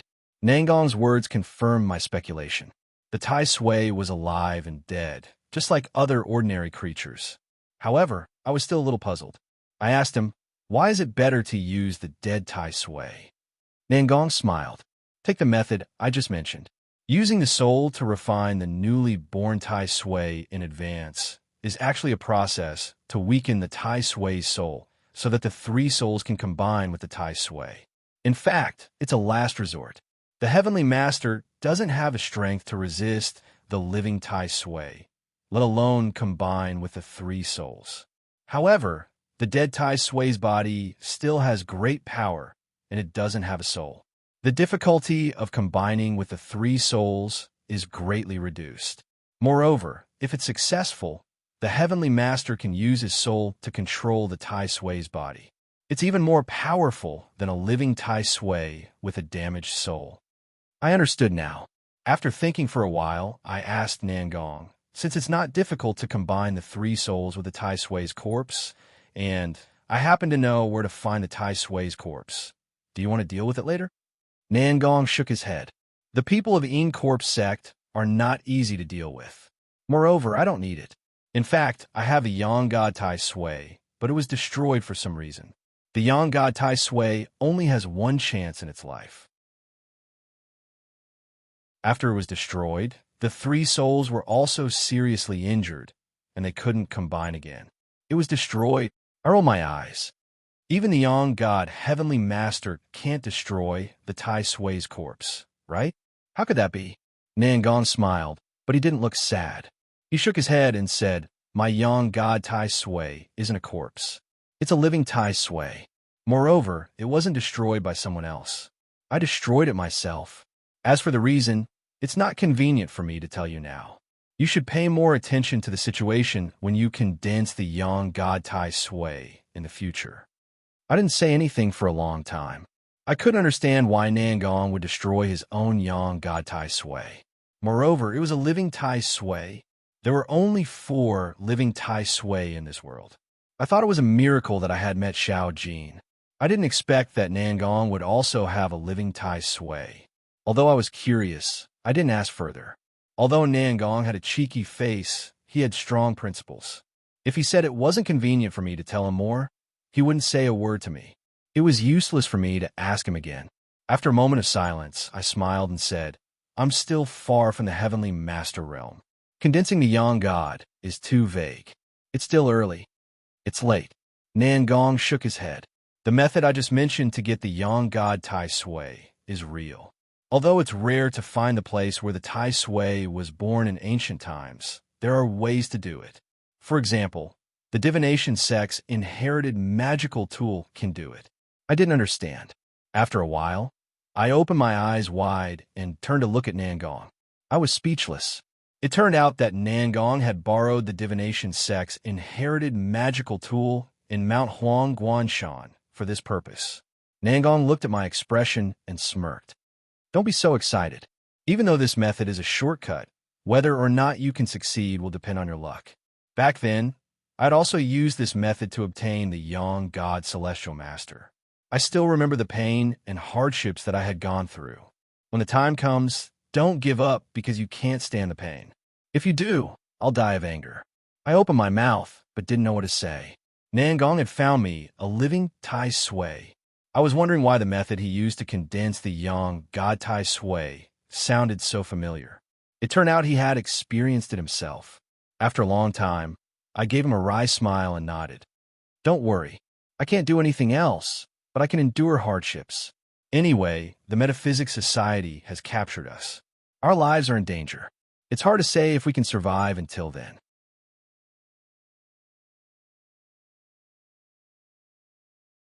Chapter 362. After listening to Nangong's words, my heart calmed down. My tense mood inexplicably loosened a little. His meaning was clear. Perhaps there was still a chance to turn the situation around. However, I didn't understand. The Metaphysics Society had planned to capture him for a long time. To prevent him from running away, Mr. Lee had even told us how to capture him. Although I didn't know the power of the ink rope and the scarlet pill, I knew they weren't ordinary. How could Nangong be so confident in such a dangerous situation? I couldn't help but ask. Nangong shook his head and smiled. He didn't answer my question. He raised his hand and pointed ahead. We've arrived at the sacrificial hall. I lifted my head to see. At the end of the passage, I could see a bright, open space. There were lights everywhere, and I could vaguely see the silhouettes of many people. It was strange. From the outside, the sacrificial hall looked similar to the hall where the Metaphysics Society had ambushed us. However, after entering the hall, I found that the passage in front of the door was several times longer than that hall. From the dim lights, I could tell that the interior of the sacrificial hall was unimaginably large. We crossed the distance of 12 meters in just a blink of an eye. Soon, we got out of the passage. The interior of the sacrificial hall was as bright as I had seen it before. I couldn't get used to the darkness for more than 10 hours. I couldn't help but squint. At this moment, the little zombie, who had been following me in silence, suddenly moved a few steps forward. He came next to me and grabbed my arm tightly. It seemed he was afraid of something. When the Metaphysics Society had captured Nangong and me, the little zombie had also been captured. President Gu recognized him at first glance. However, ghouls were rare, so President Gu didn't recognize him at first glance. He thought that he was just an ordinary raised corpse, so he didn't pay much attention to him. He let the little zombie follow me until we reached this place. My heavenly veins and fate spirit were sealed, so I couldn't sense the shaman energy in my body. However, it didn't affect my movements. I patted the little zombie's shoulder and comforted him. However, this time, the little zombie, who had always been obedient, looked even more frightened. He stayed close to me and didn't want to leave my side no matter what I said. Feeling helpless, I could only let him grab my arm and follow the others to move forward. Shortly after, a group of people came to greet me. I lifted my head and was dumbfounded. The people who came were also from the Metaphysics Association. There was Liu Chang'an, who I had seen with Han Wenyan, standing guard outside the sacrificial hall. There was also Lu Jinyang, who I had caught a glimpse of but thought I was seeing things. He really didn't die. When I lifted my head to stare at him, Lu Jinyang's gaze was also on me. He wore a faint sneer, and his cold gaze was filled with bone-deep hatred. I met his eyes for a moment, then quickly looked away.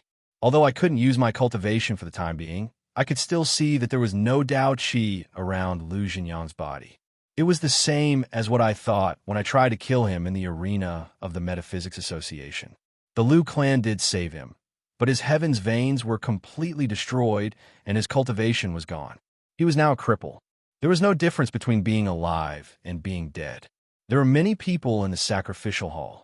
Besides the Metaphysics Association, there were at least 3 other forces. I could easily tell them apart from their clothes. One of them was the people from Mount Longhu that I had seen earlier. There were only 6 of them. 3 of them were the heavenly masters who had besieged us, and 3 of them were rank 6 Taoists at the later stage of glorious consciousness. Besides them, there was another force with a lot of people. There were around a dozen of them. They were similar to the Metaphysics Association. They were also wearing Taoist robes. However, their clothes were different from the Taoists from Mount Longhu. They looked more like secular Taoists. The last group was a group of monks. They had the same number of people as Mount Longhu. There were only 6 of them. They stayed in the corner and didn't look eye-catching. When I had been guarding the stone path, I had only seen the people from the Metaphysics Association and Mount Longhu. As for the other Taoists and monks, I didn't know if they had come in earlier or if they had taken another path. The members of the Metaphysics Society quickly found a place to settle down in the middle of the crowd. Chairman Gu and the others didn't bother with me and let me stay with Nangong Gong and the little zombie. The 7 or 8 Taoist masters gathered together and seemed to be discussing something important. All of them had solemn expressions on their faces. Out of boredom, I raised my eyes and looked around randomly. I didn't know what material the walls of the sacrificial hall were made of. I couldn't see any light source, but this place was as bright as day. The light source obviously came from the walls. However, after looking around for a long time, I didn't see anything like a luminous pearl on the wall.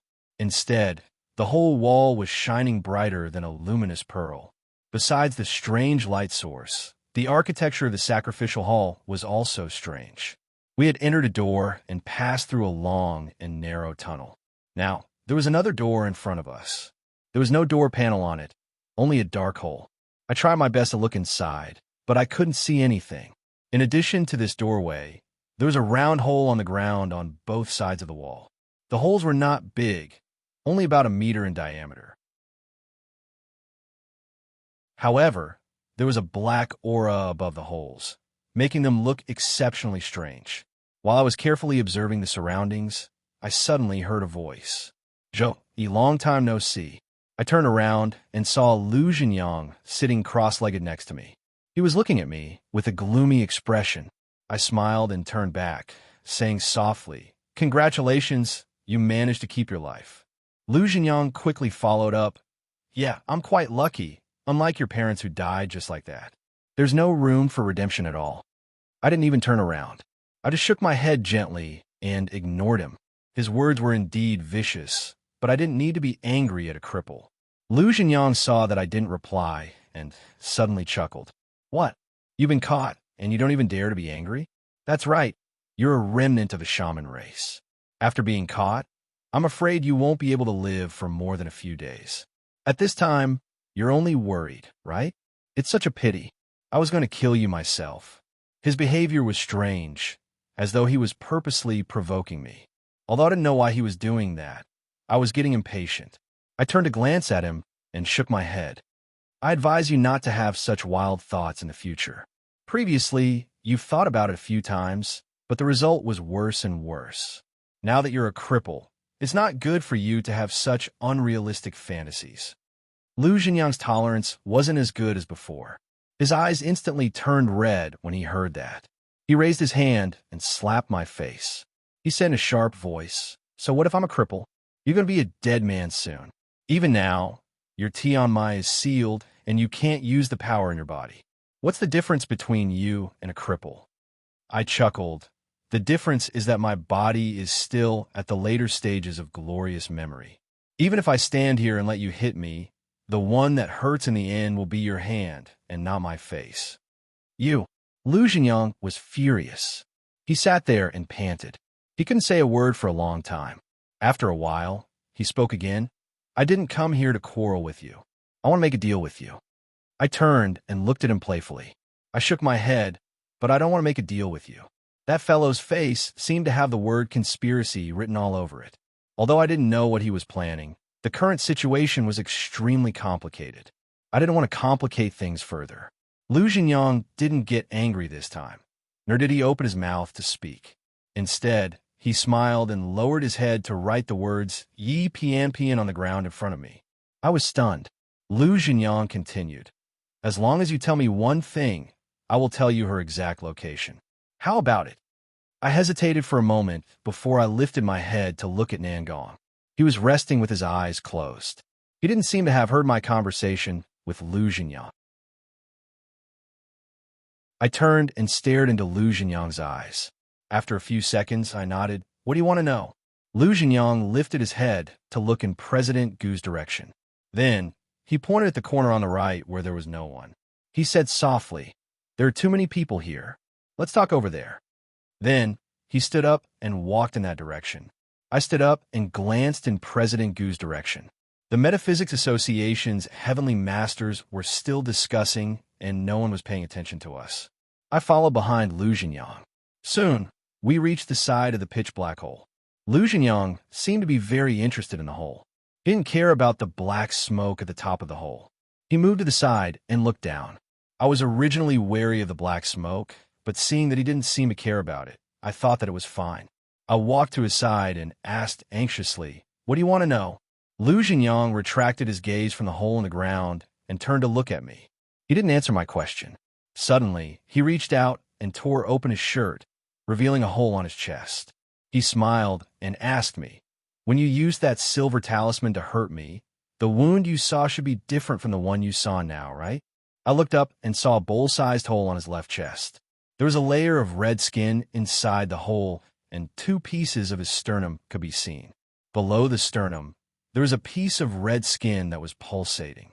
It was obvious that his heart was under that piece of skin. I didn't say anything. Lu Jinyang smiled again. "Actually, you'd already killed me. Even with my grandfather's cultivation, he wouldn't be able to save a person with a broken heart. It's a pity that God disposes. My heart is in the middle of my chest, and it just happened to miss the silver spear. God doesn't want me to die so early." I retracted my gaze and shook my head. Living isn't necessarily better than dying. "Let's talk about the deal. What do you want to know?" "All right." Lu Jinyang nodded and covered the hole on his chest. After arranging his clothes, he moved closer to my ear and said softly, "What I want to know is, what's in this hole?" I was stunned. Before I could react, I suddenly felt a strong numbness in my waist.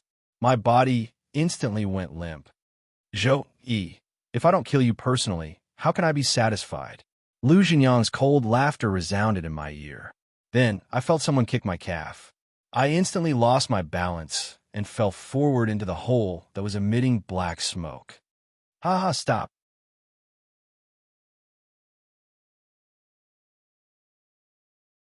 Chapter 363. My descent was extremely quick. In a split second, there was no longer any sound or light in my ears. The light that filled my surroundings had now become a small light that above my head. My heart was filled with annoyance. I had been too careless. I only remembered that Lu Jinyang's chest had been pierced by me and that he had become a cripple. I had forgotten that my veins of the heavens were also sealed. What was even more unexpected was that Lu Jinyang had a weapon with him. From the numbness that I felt, it was possible that he had used an electric baton or a high-voltage stun gun. This wouldn't be a problem when my body was full of shaman energy. However, in that situation, it was obvious that I wouldn't be able to withstand it with just my physical strength. I had never suffered a loss when I faced Lu Jinyang before his cultivation was crippled. I didn't expect that Lu Jinyang, who was already a cripple, would be able to make me suffer a great loss. This cave was located in the sacrificial hall. It didn't matter if there were any dangers down there. Just the height of the cave was enough to threaten me, since my veins of the heavens were sealed. However, the reality was out of my expectations. Just as I realized the danger in my mind, I suddenly stepped on the ground. The tremendous falling force caused my body to crouch down. My chin fiercely knocked against my bent knee, and my teeth instantly broke my lower lip. A fishy and salty taste instantly filled my mouth. However, that was the extent of my injury. I immediately put away the regret in my heart. I didn't stand up and just move my body. After confirming that there weren't any other injuries, I focused all of my attention on my surroundings. Since it was pitch black in here, I couldn't see anything. I held my breath and concentrated on paying attention to the slightest sound. Lu Jianyang had spent a lot of effort and had even prepared a weapon in advance. He had used bait and surprise attacks to lure me into this underground cave. He must have been certain that he could kill me before he did so. I didn't believe that there were no other dangers at the bottom of this cave. However, after a full minute, not to mention danger, there was no sound. I slowly got up and took out the flashlight. I carefully touched my back a few times. When I touched a cold stone wall, I took half a step back and leaned my back against it. Then, I turned on the flashlight. The flashlight was a powerful flashlight that Zhang Camlin and I had bought before entering the royal tomb. The moment I turned it on, the bright light filled the entire narrow cave. It was completely different from what I had expected. In this narrow cave, besides me, there was nothing else. It was just a cylindrical cave. I didn't dare to lower my guard. I carefully looked around and found some complicated patterns on the stone walls and the floor. When I got closer to take a closer look, I found that they were carved inscriptions. These patterns looked quite regular, but they were only small and fragmented patterns and could not describe their appearance. Moreover, there was a faint black mist slowly rising from the indentations in the patterns. It was obvious that the black mist at the entrance of the cave came from that. In this place, it was impossible to completely hold one's breath and not breathe in the black mist. Luckily, I had already breathed in a lot of the black mist since I had been tricked by Lu Jianyang to the entrance of the cave. However, I didn't feel anything strange. It seemed that the black mist wasn't too harmful. I stood up. Since there wasn't any danger here, I prepared to leave. Even though the people from a metaphysics association were eyeing me, it was impossible to shake them off by hiding here. Moreover, I couldn't get out of the Yinshang royal tomb by myself. Even if I shook them off, it would be meaningless. I raised my head and looked up.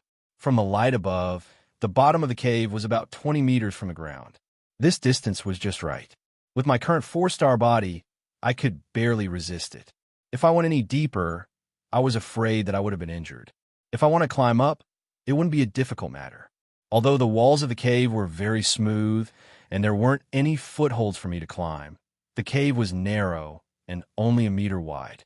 As long as I used my arms and knees to support myself, I would be able to climb up bit by bit, and I would be able to get out. With my physical strength, climbing this distance of 20 meters was not a difficult task. After thinking about it, I turned off the flashlight and closed my eyes. I took a deep breath and prepared to climb up in one go.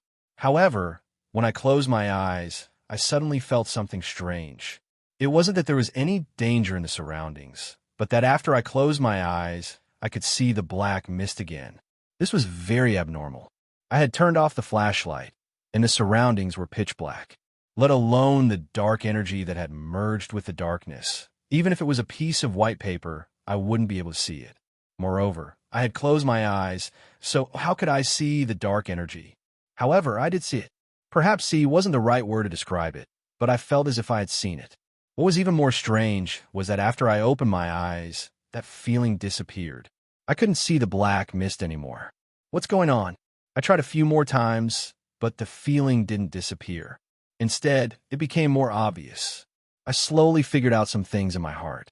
It was common for cultivators to be able to see something when I closed my eyes, but couldn't see it when I opened my eyes. This was because during cultivation, no matter if it was Dao Qi or Shaman Qi, the human eye couldn't see them. They could only feel them. However, when I closed my eyes and meditated to absorb them, I could clearly see them in my mind. From what I could see, when I absorbed the true dragon vein, the true dragon Qi, or Dao Qi, was like some golden smoke floating in the air. It entered my body as I breathed. While I didn't have the true dragon vein, I could sense some grayish-white thin Dao Qi in the air when I meditated and cultivated. On the other hand, the Shaman Qi looked different. It was dark green in color. Based on these experiences, this black aura was clearly a type of energy similar to Shaman Qi and Dao Qi. However, this thick black color was very unfamiliar to me. It was obvious that I had never seen this kind of energy before. I hesitated. It was obvious that I could absorb the black mist. With my heavenly vein being sealed, if the density of the black mist was high enough, it might be helpful to me after I absorbed it. It might even be possible for me to break through the seal of the heavenly vein. After all, sealing the heavenly vein only blocked the connection between the energy inside and outside of the heavenly vein so that I couldn't use the energy in my body. With the addition of external energy, even the seal that the Celestial Master had set up couldn't completely stop the internal and external attack. However, I didn't know anything about the black mist. I couldn't predict what would happen after I absorbed it. In fact, there was a compatibility between the human body and various kinds of energy. For example, in the cultivation of metaphysics, some people had talent, and some did not. The condition to determine whether one had talent or not was the compatibility between the body and the chi of the way. If the compatibility was high enough, one would be able to absorb enough Tao Chi. Hence, one was considered talented. If the compatibility wasn't high enough, forcefully absorbing the Tao Chi would only result in one's body collapsing and death. If my heavenly vein wasn't sealed, I could use my shaman chi to suppress the black mist and send it out of my body if I couldn't get a compatibility with it.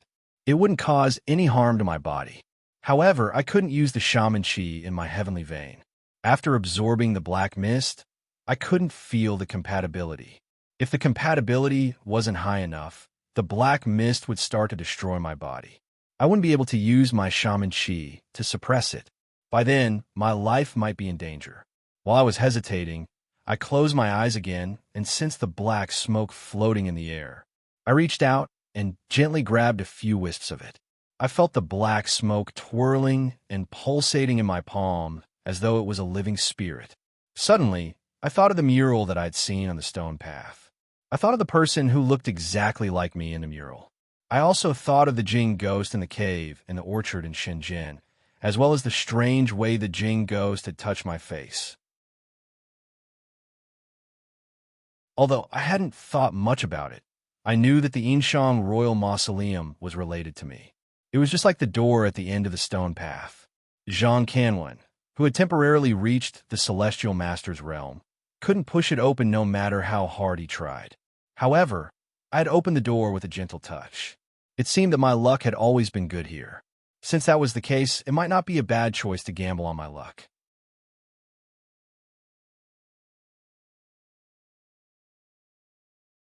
Chapter 364. The process of absorbing the black energy was different from any of my previous cultivations. During the entire process, I was fearful of the unknown. I could only sense that I was cultivating from the image of the black energy being absorbed into my body. Apart from that, I knew nothing else. But very quickly, everything became clear because I noticed that the wound on my lower lip caused by my chin hitting my knee was rapidly healing. This strongly proved that after I absorbed the black energy, it didn't destroy my body. Instead, it allowed my body to recover. It also proved that my body was compatible with the black energy. No matter how much the compatibility was, as long as it existed, it meant that the outcome wouldn't be too bad. Thus, I calmed myself down and didn't hesitate to absorb the black energy quickly. Even though the veins of the sky were sealed, I had the cultivation of a 4-star glory. After all, my body was already used to the cultivation speed of a 4-star glory. So when I absorbed at full speed, a large amount of black energy surged into my body. Not long after, I felt that the seal on my veins of the sky was loosening. I became more and more spirited as I continued to absorb with all my might. Very quickly, the slight loosening became more obvious. From a small dot, it became a small hole. The witchcraft energy in the veins of the sky could easily pass through this small hole. Moreover, when the two powers could communicate, it would be easier for me to break through the seal on the veins of the sky. The small hole became bigger and bigger. In the end, it became a real exit on the seal. The witchcraft energy followed my will, and I could easily control it. However, the seal was still there, so the speed of the witchcraft energy entering and exiting was slightly affected. I roughly felt that based on the current speed of witchcraft energy entering and exiting, The cultivation that I could use was equivalent to when I had just achieved glory of knowledge. That was enough. After all, there wasn't much difference between a 4-star and a 1-star glory of knowledge when facing those masters in the cave. If they wanted to attack me, I could only wait for death. The 1-star glory of knowledge was enough to ensure that I could protect myself in unexpected situations, such as being ambushed by Lu Jinyang or falling into this cave. Moreover, if I thought about it optimistically, if the masters from the Metaphysics Association were to encounter any trouble in the sacrificial hall, my 1-star glory of knowledge cultivation would be enough to ensure that I could escape at a relatively fast speed. What was even more amazing was that the Celestial Master seal was still in place. As long as I didn't reveal my cultivation, even a Celestial Master wouldn't be able to tell. At this moment, the seal on the meridian of the heaven and the black aura's attack had reached a balance. There was no benefit in continuing, so I stopped absorbing and returned to my cultivation state. I was very curious. What is this black smoke? Could it be another kind of power other than witch qi and Dao qi? Wasn't this a little too unbelievable? Just the battle of witchcraft alone had lasted since the Shang dynasty until now. If another force were to appear, who knew how chaotic the world would become? There was another point. The shaman qi came from Tai Sui, and the Dao qi came from the true dragon vein transformed from Tai Sui's corpse. These two sources of power had a vein that could be cleansed, but the black qi before them seemed to have appeared out of thin air without any foundation. What was even more unbelievable was that I was extremely talented in both Taoist qi and shaman qi. This was clearly shown during the Young Phoenix gathering. If this black aura was really the third type of power, then judging from how I was breaking through the heavenly meridian restriction just now, I was also extremely talented in this black aura. This was too much. I tried to study the black smoke after I calmed myself down. When I was absorbing the black smoke, I focused all my attention on attacking the seal on the meridian of the heaven, so I didn't have the time to identify the nature of the black smoke. Only after I stopped absorbing the black smoke did I have the chance to absorb it into the meridian of the heaven to sense its origin. I closed my eyes again. This time, it only took me a few seconds to open them again. I was pleasantly surprised. It was completely different from what I had deduced earlier. The black smoke wasn't a third kind of power, but its origin was the same as witchcraft qi. In other words, the black smoke was actually witchcraft qi, or a purer type of witchcraft qi. I understood. When I first saw witchcraft qi, it was dark green. When the dark green color was extremely thick, it was normal to only see black and not green.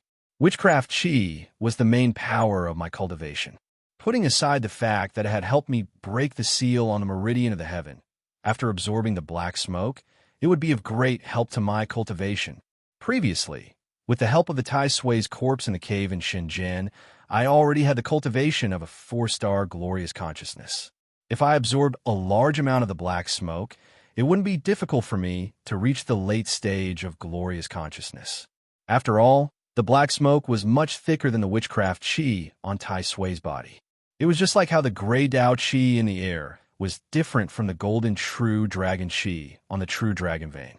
This black smoke was obviously a power of a higher realm. However, I still didn't understand. The Tai Sui was the source of witchcraft qi, but the witchcraft qi around it was dark green. Where did the black smoke come from? Why was there a power that was closer to the source of witchcraft qi than the Tai Sui? I thought about it, but I didn't find the answer. Furthermore, it wasn't a good time to get to the bottom of it. Very quickly, I tossed these questions to the side. I closed my eyes and quickly absorbed the black smoke. A higher level of power meant that the same amount of power was stored within the same volume. Adding on the fact that I had already absorbed a lot of it, my cultivation didn't last for long. My heaven's veins were filled with black mist, and I couldn't continue cultivating. Of course, I was satisfied with this result. Just by relying on the black smoke that I had stored, I was confident that I could break through to the 6-star glorious consciousness, much less the 5-star glorious consciousness. Of course, all of this could only remain in my imagination. Before the seal on the meridian of the heaven was completely removed, I couldn't convert the black smoke into my own cultivation. At this moment, The power that I could use was still only the one-star glorious consciousness. Looking at the seemingly inexhaustible black aura that permeated the surroundings, my heart was filled with pity. If only there was something that could store all of this black aura. In the future, I could absorb and use it whenever I wanted. Breaking through to the heavenly master realm would be a piece of cake. As I thought about this, the jade bracelet immediately appeared in my mind. Regardless of whether it was the true dragon energy that I had absorbed from the stone of Mount Tai, or the true dragon vein of the Metaphysics Association, they had left a deep impression on me. It was a pity that after I took the jade bracelet out and tried to absorb it, there was no reaction.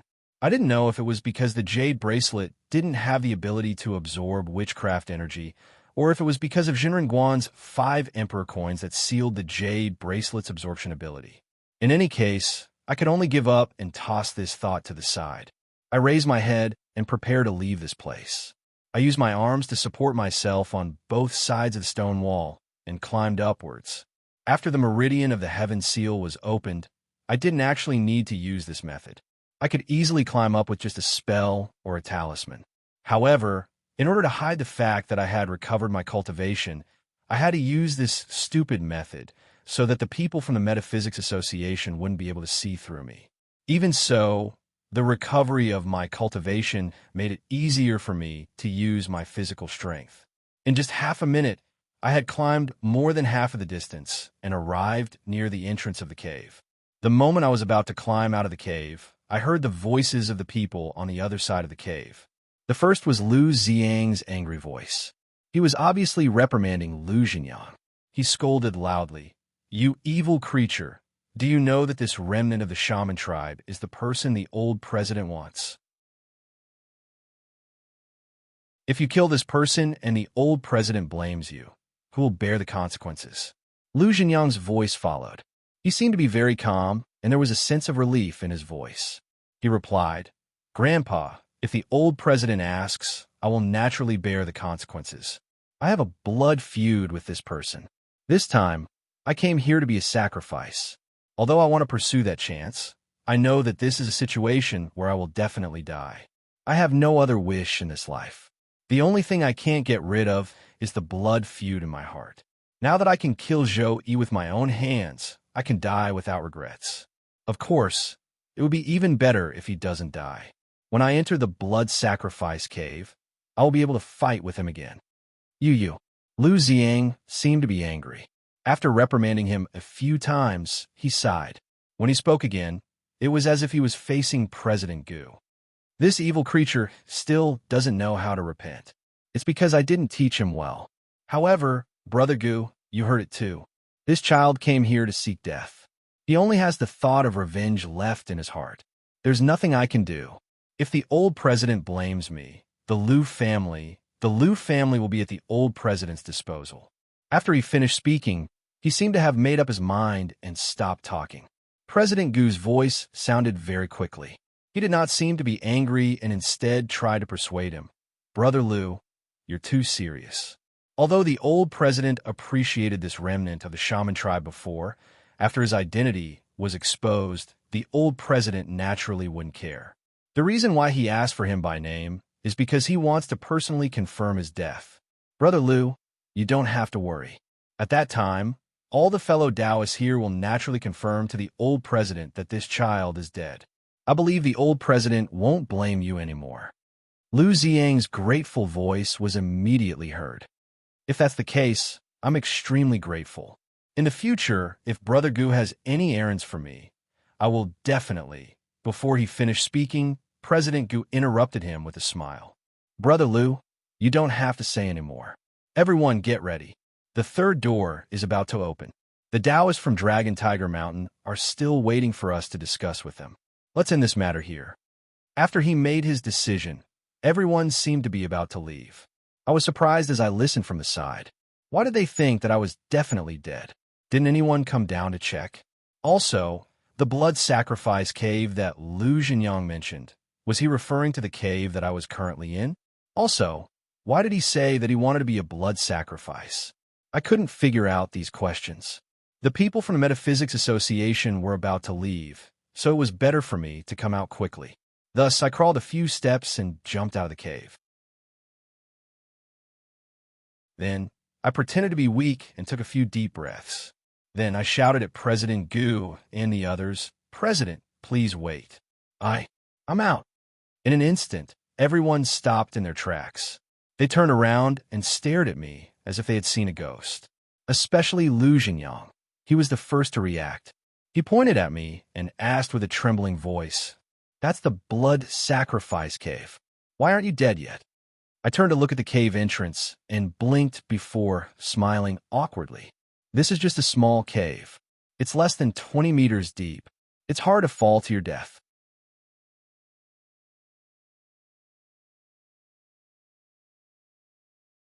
Chapter 365. Although I didn't know why, I felt awkward. It was as though I had done something wrong to Lu Jinyang. I laughed dryly and ignored him. President Gu finally reacted. He frowned and walked over. He placed his hand on my chest. It was obvious that he was checking the veins of the heaven seal. Just as I had expected, the veins of the heaven seal hadn't disappeared. President Gu only checked it briefly before letting go of my hand. He turned to look at Lu Ziang and said, "Since the remnant of the witch race isn't dead, it'll be easier to explain to the old president. The Taoist friends from Mount Longhu have been waiting for a long time. Let's head over." After saying that, he walked away. I immediately followed behind him.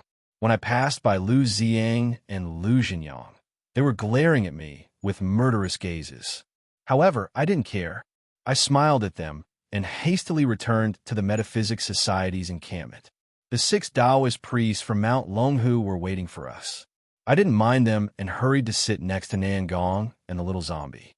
Zhang Kanwan was lying on the ground next to them. He was still unconscious.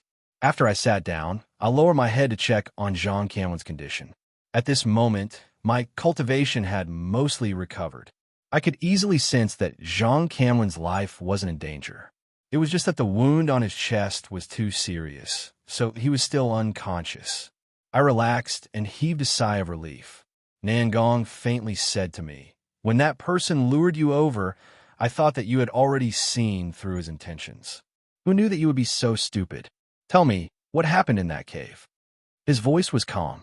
It seemed that he was reprimanding me for being stupid, but the concern in his words was obvious. I smiled and replied, "It's just a deep hole. It's about 20 meters deep. Besides some inscriptions that I don't understand, there's nothing else." I fell down, and it took me a lot of effort to climb up. After saying that, I licked the wound on my lower lip that hadn't healed yet and spat blood on the ground beside me. The reason why I didn't tell the whole truth and pretended to show my wound was because we were currently very close to the Metaphysics Society's heavenly teachers. Even though this place blocked off spiritual senses, it was too easy for them to hear our conversation with their cultivation. Hearing that, Nangong smiled and didn't ask any further. I wonder if he saw through my apprehension. I turned to look at President Gu. He seemed to have moved his eyes away from me. He was talking to the Taoist priest from Mount Longhu. I paid no attention to their affairs, though I caught a vague mention of the word qi. I couldn't help but recall what Han Wan-an had told me before. Judging from Nangong's reaction and President Gu's discussion, Han Wan-an didn't lie to me. The Metaphysics Society, Longhu Mountain, and the Buddhists and Taoists had come to fight for the qi. However, he didn't know why these people from the Metaphysics Association and Mount Longhu were so close. Could it be that they were going to join forces? I didn't care if they joined hands or not. After a few glances, I turned my head away. However, when I glanced at the other side, I saw the group of monks and the people from the Taoist Association sitting together. I was surprised. This was a Western scene. The Buddhist Association, which had always been at odds with each other, was now living in harmony with the Taoist Association. It was a rare sight. Almost everyone knew that Buddhism and Taoism couldn't coexist. Although it wasn't as cruel as the war between witchcraft and Taoism, the struggle between Buddhism and Taoism had never ceased since ancient times. The war between Buddhism and Taoism during the Northern and Southern dynasties and the 3 martial arts destroyed Buddhism. All these proved that Buddhism and Taoism couldn't coexist. Until now, The relationship between Buddhism and Taoism hadn't been as harmonious as that between the Metaphysics Association and the Taoist Association. They didn't interact with each other. I didn't expect that they could sit together and talk without any animosity. I looked at the Metaphysics Association and Mount Longhu, then at the Buddhist Association and the Taoist Association. It was obvious that the two opposing factions had gathered. I just didn't know which side would gain the upper hand in the upcoming battle. While I was deep in thought, a kind-looking old monk from the Buddhist Association clasped his palms together and nodded at me with a smile. I was bewildered. I hurried to return the greeting. I suddenly remembered Miao Ju, the monk I had met in Shenzhen. He was the Buddhist scripture master of the reclining Buddha temple. He also held a position in the Buddhist Association. Did this old monk know Miao Ju? That's why he smiled at me. It wasn't good to talk to him at this moment. However, after thinking about Miao Ju, I had a good impression of the Buddhist Association. Although I was from the Metaphysics Association, which was more inclined to Taoism, the Metaphysics Association, Mount Longhu, and the other Taoist sects all considered me their enemy. On the other hand, Miao Ju had said that witchcraft energy in the eyes of Buddhists was just the power of Buddha. Although I didn't know what he meant, I had a good impression of him. No matter what key they were fighting for, I hoped that the old monks would get what they wanted. If I could help them later, I wouldn't mind helping them. While he was lost in his thoughts, the stone door in front of him suddenly flashed with an extremely bright light. Even in this space that was originally as bright as day, it was still abnormally dazzling. At the same time, the people from the Metaphysics Association, Mount Longhu, Buddhist Association, and Taoist Association all stopped what they were doing and lifted their heads to look at the huge door. Taoist Zhang from Mount Longhu was the first to stand up. He shouted, "The third door is open. Begin the blood sacrifice." At the same time, an old man from the Taoist Association stood up. His words were even shorter. "Begin the blood sacrifice." Following their orders, not only did a few people from Mount Longhu and the Taoist Association stand up, but a few people from the Metaphysics Association and the Buddhist Association also stood up. I took a quick look. Among the three ranked 6 Taoists from Mount Longhu, Lu Jinyang, Han Wenan, Lu Qinggan, and 3 other people I didn't know from the Metaphysics Association all stood up. It was the same on the other side. There were 6 monks from the Buddhist Association and 3 Taoists from the Taoist Association. There were 9 people on each side. Both sides tacitly headed toward the cave that was closest to them. It was the blood sacrifice cave that Lu Jinyang had mentioned. When they reached the entrance of the cave, they were a little hesitant. However, they didn't hesitate and jumped in. On the Metaphysics Society's side, Lu Jinyang was the last one to jump down. Before he jumped down, he turned his head and intentionally looked in my direction. His face no longer had the anger from before. Instead, he had a strange smile on his face. He opened his mouth and silently said something to me. From the shape of his mouth, I could roughly tell that he said, "I will be back." I didn't know what was going on, but for what he'd said earlier, I understood that this so-called blood sacrifice would most likely result in death. Lu Jinyang had said that he would come back. Was he going to turn into a malicious spirit and haunt me? I smiled. Dealing with ghosts was one of my specialties. If he really came back, I was sure that he would be in a more miserable state than when he was alive. After doing this, Lu Jinyang jumped down without looking back. As he was the last to go down, the entire ground suddenly trembled and then suddenly sank down as if it had sunk a few meters. This sudden change made my heart tense. I didn't know what was going on. I lifted my head to look. Except for me and the little zombie, everyone else seemed to have foreseen this situation. They stood there calmly as if they were waiting for something. Shortly after, the sound of bubbles arose from both sides. I lifted my head to see. Something was coming out of the holes on both sides. However, it wasn't water.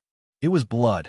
It was as if an endless amount of blood was crazily gushing out. Soon, it had reached our feet. Everyone stood still. Although I was a little scared, I didn't move. After the blood had reached the soles of our feet, it quickly gathered by the stone door that was emitting strong light. Then, it flowed against the lines of inscriptions on the door, covering the entire door with a layer of blood. At the same time, The strong light on the door turned blood red.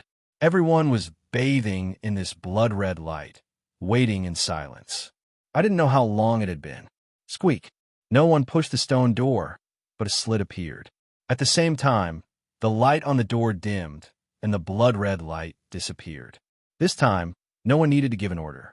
Almost at the same time, everyone lifted their legs and walked toward the stone door. I picked up Jean Canwin and followed them. When we passed by the stone door, I saw that the blood didn't stop. It dripped to the ground and then seeped into the stone door. By the time I entered the stone door, everyone had already walked in.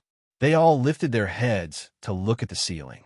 I put Jean Canwin aside and lifted my head to look. Instantly, I was dumbstruck. Behind the stone door was a massive space. Above this space, 8 giant chains hung upside down from 8 different directions. They gathered in the center and connected to a coffin that was suspended in the air. This coffin wasn't big. At least compared to the thick chains, it looked very small. It was dark, and I couldn't tell what material it was made of. However, there were many layers of inscriptions carved around it, which looked strange and shocking. Below the 8 chains was a massive space. It looked like the stands of the ancient Roman Colosseum. There were many layers, and on each layer, there were countless statues of people sitting upright.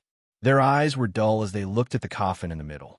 The blood that had come here earlier than us had already spread to the surrounding stone statues. It then flowed against the current until it reached the roof and the 8 chains.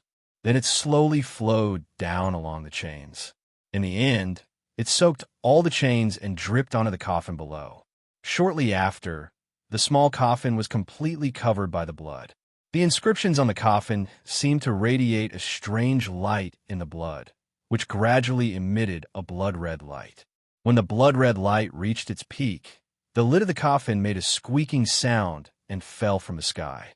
No one looked at the lid of the coffin. Their eyes were still focused on the coffin. At this moment, a naked figure that looked like white jade slowly stood up from the coffin. My eyes instantly widened. Epiampian.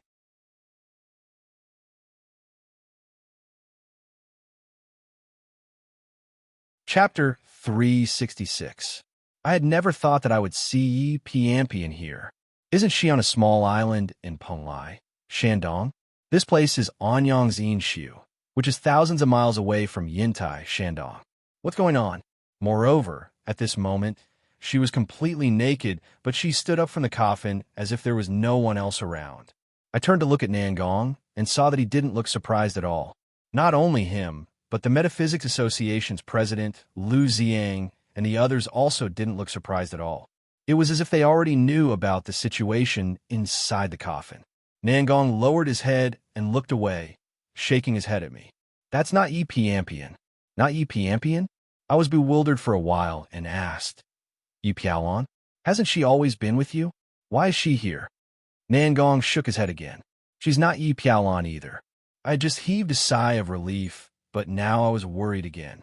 If it wasn't Yi Piampian or Yi Piaolon, then who was the woman in the coffin? Could it be that Yi Piampian and Yi Piaolon weren't twins, but triplets? Was this their youngest sister? I denied this absurd idea as soon as it popped up in my mind. How could there be such a coincidence? Moreover, the door of the hall had been opened right in front of me. It had taken 18 people's blood and flesh sacrifices to open the door. From this, I could infer that the door hadn't been opened for a long time. Unless there was another passage, it was impossible for a person to live here for a long time. Thinking of this, I suddenly remembered Li Ying. To be precise, it was Li Ying's corpse. That year, in the 28 Fiend Yellow Springs Formation near my house, Li Ying's corpse had been affected by the formation and turned into a living corpse. This naked woman in front of me looked exactly like Yi Piampian. Was she also a living corpse? While my mind was racing, trying to figure out the woman's identity, Nangong sighed and told me she's the key. Since we had entered the royal tomb of Yin ruins, I had heard the word key from different people 4 or 5 times. It seemed that besides Jean Canwin and I, everyone else had come here for the same reason. However, I had never thought that the key they were talking about was a woman. I was completely dumbfounded. I had so many questions in my mind, but I didn't know where to start. At this moment, The two opposing forces finally became active. The first to stand out wasn't from the Metaphysics Society's Dragon Tiger Mountain, but a middle-aged monk from the Buddhism Society. His face was solemn as he chanted, Ba, this key should belong to the Taoists. In my opinion, the Taoists are of the same origin, so why fight to the death? Why don't we follow the precedent of our Buddhist sect and let President Rin take this item away first? Later on, when the wonderful door of the source of fortune opens, all the sects will come together. Isn't that very appropriate? As soon as he finished speaking, a bearded old Taoist also stood out. He nodded and stroked his beard with a smile. What Master Chin said is very reasonable. Taoist Zhang, what do you think? Taoist Zhang from Dragon Tiger Mountain, who was standing next to President Gu, smiled disdainfully. He didn't even look at Taoist Zhang as he said coldly, Celestial Master Zhang has personally ordered us to bring this item back to the Celestial Master Mansion. If you want to stop us, then you must be prepared to pay the price. This person's personality was very straightforward. He didn't beat around the bush, which made him seem very overbearing. The bearded old Taoist, was so angry that he couldn't keep a straight face anymore. He angrily rebuked, If Celestial Master Zhang wants it, why did he come here personally? Since he isn't here, I don't know if you're talking nonsense or not. In short, the rules can't be broken. The Taoist Association must have this item. The middle-aged monk with the surname Chun, who had spoken first, also chimed in. Even Celestial Master Zhang shouldn't break the rules. If he is interested in this item, he can go back to the Taoist Association to study it. Why must he fight for it? Taoist Zhang, you and Celestial Master are brothers born from the same mother. Why don't you go back and persuade Celestial Master Zhang? We cultivators should follow the laws of heaven and earth. In your Taoist words, the Tao follows the laws of nature. Although Celestial Master Zhang is a person who is above mortals, he shouldn't act so recklessly. At this moment, I had calmed down a little. After listening to the monk, I turned to look at Taoist Zhang, who wasn't far from me. I didn't expect this person to be Celestial Master Zhang's younger brother. No wonder his cultivation base was so high. Although there were many people in the Celestial Master sect who had reached the Celestial Master realm, there was only one person who could be called Celestial Master Zhang. It was the sect leader of Dragon Tiger Mountain. After hearing the monk's words, no one from Mount Longhu said anything. Instead, Lu Zhang suddenly sneered. You monks are always reasonable. In my opinion, since you feel that the Taoist Association deserves a key, why don't you give the one you got to them? Isn't it a win-win situation? His words were sophistry and unreasonable. However, the monk with the surname Chun was speechless. He didn't know what to say for a long time. At the same time, I was startled. When Nangong said that the naked woman in the coffin was the key, I couldn't help but have a thought. If she was the key, what about Yi Piampian and Yi Maolon? Before I could come up with an answer, Lu Zhang told me that the Buddhist Association also had a key. Yi Piampian was a member of the Metaphysics Society, and Yi Maolon was always with Nangong. Obviously, they were related to the witch tribe. If the key of the Buddhist Association was the woman in front of me who looked exactly like Yi Piampian, I knew the answer. All of a sudden, I felt a pain in my heart. Why? I didn't have much contact with Yi Maolon, but I couldn't be more familiar with Yi Piampian. She was a lively girl, and she was a living person. How could she be a key? Nangong sighed when he saw my strange expression. He didn't say anything but gently place his hand on my shoulder. It seemed he wanted to comfort me. However, his action confirmed my speculation. At the same time, I felt even more distressed. After Lu Zhang's unreasonable speech, the negotiation between the two parties broke down. The Taoist Association, which had been humble the whole time, seemed to be enraged. The bearded old Taoist seemed to be the current president of the Taoist Association. He bluntly said, If Dragon Tiger Mountain doesn't want to be reasonable, we don't have anything else to say. Natural treasures should belong to the virtuous ones. We should rely on our own abilities. Dragon Tiger Mountain had always been arrogant. How could they back down? The Taoist priest, surnamed Zhang, sneered and said, That's how it should be. Apparently, Dragon Tiger Mountain was ready for a fight. I didn't know if there was a limit on the number of people who could enter this place. Dragon Tiger Mountain and the Taoist Association each had 3 people, while the Metaphysical Society and the Buddhist Association had 6 people each. Since the negotiation had broken down, the people of the Metaphysical Society and the Buddhist Association didn't take any action. They stayed where they were. The 3 people of Dragon Tiger Mountain and the Taoist Association walked out from both sides. They walked to the open space under the coffin and looked at each other. A battle was about to begin. Although they were of the same origin, the 2 parties seemed to have accumulated enough anger. At this moment, they were like mortal enemies who had a deep hatred for each other. They didn't even try to test each other. They summoned their yang spirits at the beginning. The 6 heavenly masters faced each other, and 6 yang spirits appeared above their heads one after the other. It was the same as what I had seen not long ago. The 3 people of Dragon Tiger Mountain had yang spirits above their heads, and each of them held a Taoist sword. They looked extraordinary. On the other hand, the people of the Taoist Association, including President Run, had ordinary yang spirits above their heads. There was nothing special about them. It wasn't strange that Dragon Tiger Mountain was known for being overbearing and unreasonable in the metaphysics world. They had the confidence to do so. The battle between the 2 sides was about to start. The battle between the angels would be a great inspiration for me. I could learn a lot from them. However, I didn't have the mood to observe them. I kept looking at the woman standing in the coffin in the air. I could see that she wasn't Yi Piampian or Yi Maolon. Her eyes didn't have Yi Piampian's gentleness, nor did they have Yi Maolon's coldness. There was only blankness. Like a newborn baby, she looked at everything in front of her in confusion and worry, as if she was deeply afraid of everything. Besides her, I also caught a glimpse of the countless statues sitting on the ring-shaped stands. The eyes of these statues seemed to be carved from crystals. They reflected the light from the coffin in the air. In the dark surroundings, they were very clear, just like hungry wolves hiding in the dark wilderness.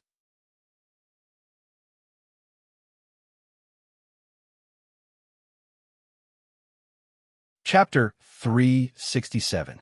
The battle between the Celestial Masters couldn't be concluded in a short time. I didn't know how long it had been before I retracted my gaze. I turned to Nangong and asked, "What are they? Are they humans? If they're keys, there must be a lock." "What's a lock?" Nangong shook his head. "I can't tell you what a lock is for now. As for Yi Piampian, you don't need to doubt her. She's a human, but she's a little special." Nangong's answer made me smile wryly. Finally, I felt a little comforted. Yi Piampian was still a human. That was good. But soon, Nangong turned to look at me and said, "The road to the Great Tao is long and endless. Since you've embarked on the path of cultivation, you have to see through many things. Cultivation, in a sense, is a shortcut. Since it's a shortcut, you should try to avoid those forks in the road and focus on moving forward. Only then can you go one step ahead of others. Do you understand?" His words were vague. Subconsciously, I was stunned. Then I shook my head. Nangong sighed and said, "Humans come down from trees, learn to walk upright, and use tools. In order to survive in the future, they might be able to grow taller, faster, and stronger. They might even have a longer lifespan. Cultivation just shortens this evolutionary process. As for the forks in the road, let me ask you a question. What's the nature of living things?" "Reproduction," I answered subconsciously. It was a standard answer that everyone knew. Nangong nodded. "That's right, reproduction. But why reproduction?" I was speechless and couldn't answer. Nangong sighed and said, "Because all living things will die. All living things want to avoid this result. However, humans can't resist death and life. That's why they need to reproduce. Humans want to get rid of death and leave traces of their existence in this world. That's why they need to reproduce to pass on their genes. Of course, it's a passive process. It's hard to say how many traces of existence will be left. But we cultivators are different from ordinary people. We choose another path, a path that's much more difficult than ordinary people's.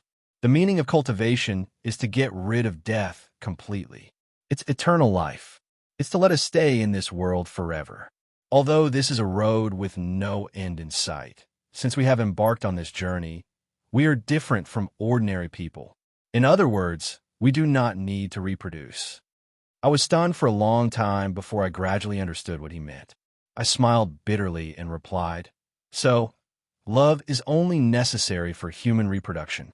We cultivators don't even need reproduction, so love is even more unnecessary for us to adapt to reproduction, right?" Nangong nodded and didn't say anything else. Actually, when he had said those obscure words, I had roughly understood what he meant. It was just that I had some resistance in my heart and didn't want to say it out loud. After he had said it so bluntly, I was at a loss. Was that really the case? Love, gratitude, and vengeance, were these things created by humans for the sake of reproduction? Did cultivators have to completely abandon these things when they took a different path? If that's the case, even if we reach our final destination and become an eternal existence, what's the point of losing love, gratitude, and enmity to prove our existence? I didn't know the answer to this question, so I didn't ask Nangong. I just quietly sank into my heart. At this moment, the battle between Mount Longhu and the Taoist Association was still going on. The yang spirits of the 6 people from both sides were mixed together, fighting fiercely. I also saw the whole picture of the so-called 3-talent sword formation. It was just a combination of techniques. It wasn't fundamentally different from the sword formations that humans used. The only thing that surprised me was that each time those yang spirits swung their swords, they would bring up some light red things. As the 3-talent sword formation continued, more and more light red things appeared. Gradually, they formed a massive light red light curtain around the 2 sides. I didn't know what it was used for. I watched in silence for a while. It was easy to see that the people of the Taoist Association were losing. They weren't a match for the people of Mount Longhu. This result was normal. The leader of Mount Longhu was the younger brother of the current Celestial Master Zhang. Celestial Master Zhang of Mount Longhu was a descendant of Celestial Master Zhang. He had the bloodline of a Celestial Master, which meant that he was extraordinary. It wasn't surprising that he could win.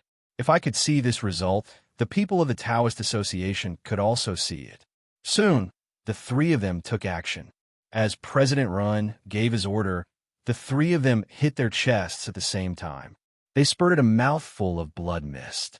Then, their mouths were covered in blood, and they started to chant an extremely difficult incantation. As they chanted, the 3 blood mists didn't fall. Instead, they rose into the air and gradually condensed into talismans. Seeing the 3 talismans made of blood, I recalled the secret technique Jade Blood Talisman that Zhao Yongquan had used when he was fighting against the little white snake on the way to the Fire God Temple.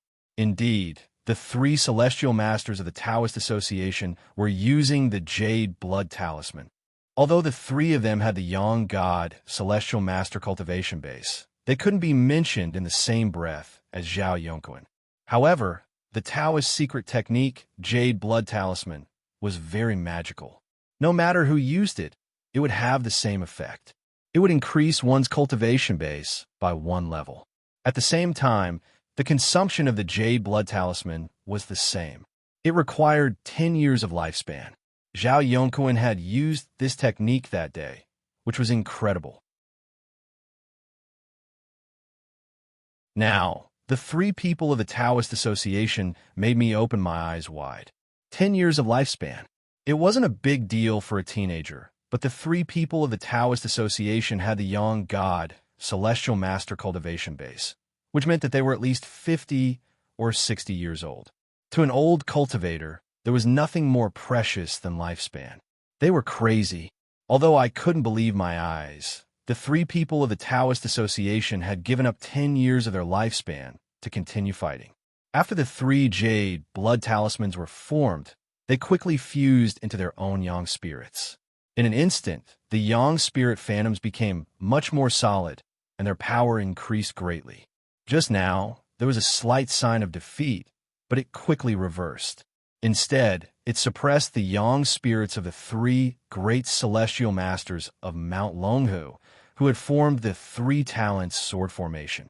However, the three people of Mount Longhu weren't to be trifled with. They obviously had other trump cards. Zhang Daozhang, the leader of the group, suddenly took out a long sword. He didn't join the battle himself. Instead, he threw the long sword vertically into the ground where the yang spirits of the three people were. Seeing this long sword, even Nangong, who was standing next to me, had a serious expression. He whispered, "It's the Celestial Master Sword." The Celestial Master Sword. According to legend, it was a sword that Zhang Daoling had left behind when he had ascended to heaven. It was Celestial Master Zhang's token of inheritance. Mount Longhu was really willing to go all out to bring this sword. With the addition of the Celestial Master Sword, the fighting power of the three yang spirits of Mount Longhu increased a lot. They were evenly matched with the Taoist Association. Both sides were fighting with their lives on the line. This battle was far from over. After watching for a while, I couldn't help but raise my eyes to look at the woman in the coffin, who was standing in a daze. What kind of magic did this so-called key have? How could it make these people so desperate? Nangong said that cultivators sought longevity and immortality. These people had spent their entire lives to reach the level of Yang Shun, Celestial Master. For this so-called key, they were willing to pour their remaining lifespan into this battle. Could it be that this key was more important than their cultivation? For this key, they could even give up their cultivation? No, I suddenly understood. Cultivation was the foundation, and they couldn't give it up. The reason why they had to risk their lives to fight for this key was that they could cultivate better after getting this key.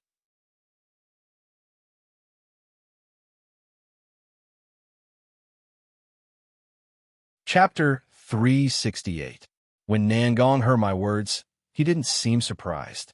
He didn't even turn his head to look at me. His eyes were still focused on the fight in the field. The corners of his mouth curled up as if he was sneering. Immortality? That's just a pipe dream. How can there be immortality? Of course, they want immortality, but this key can't open the door to immortality. Then he shut his mouth and stopped talking. His eyes were still fixed on the 6 Taoist priests, leaving me confused.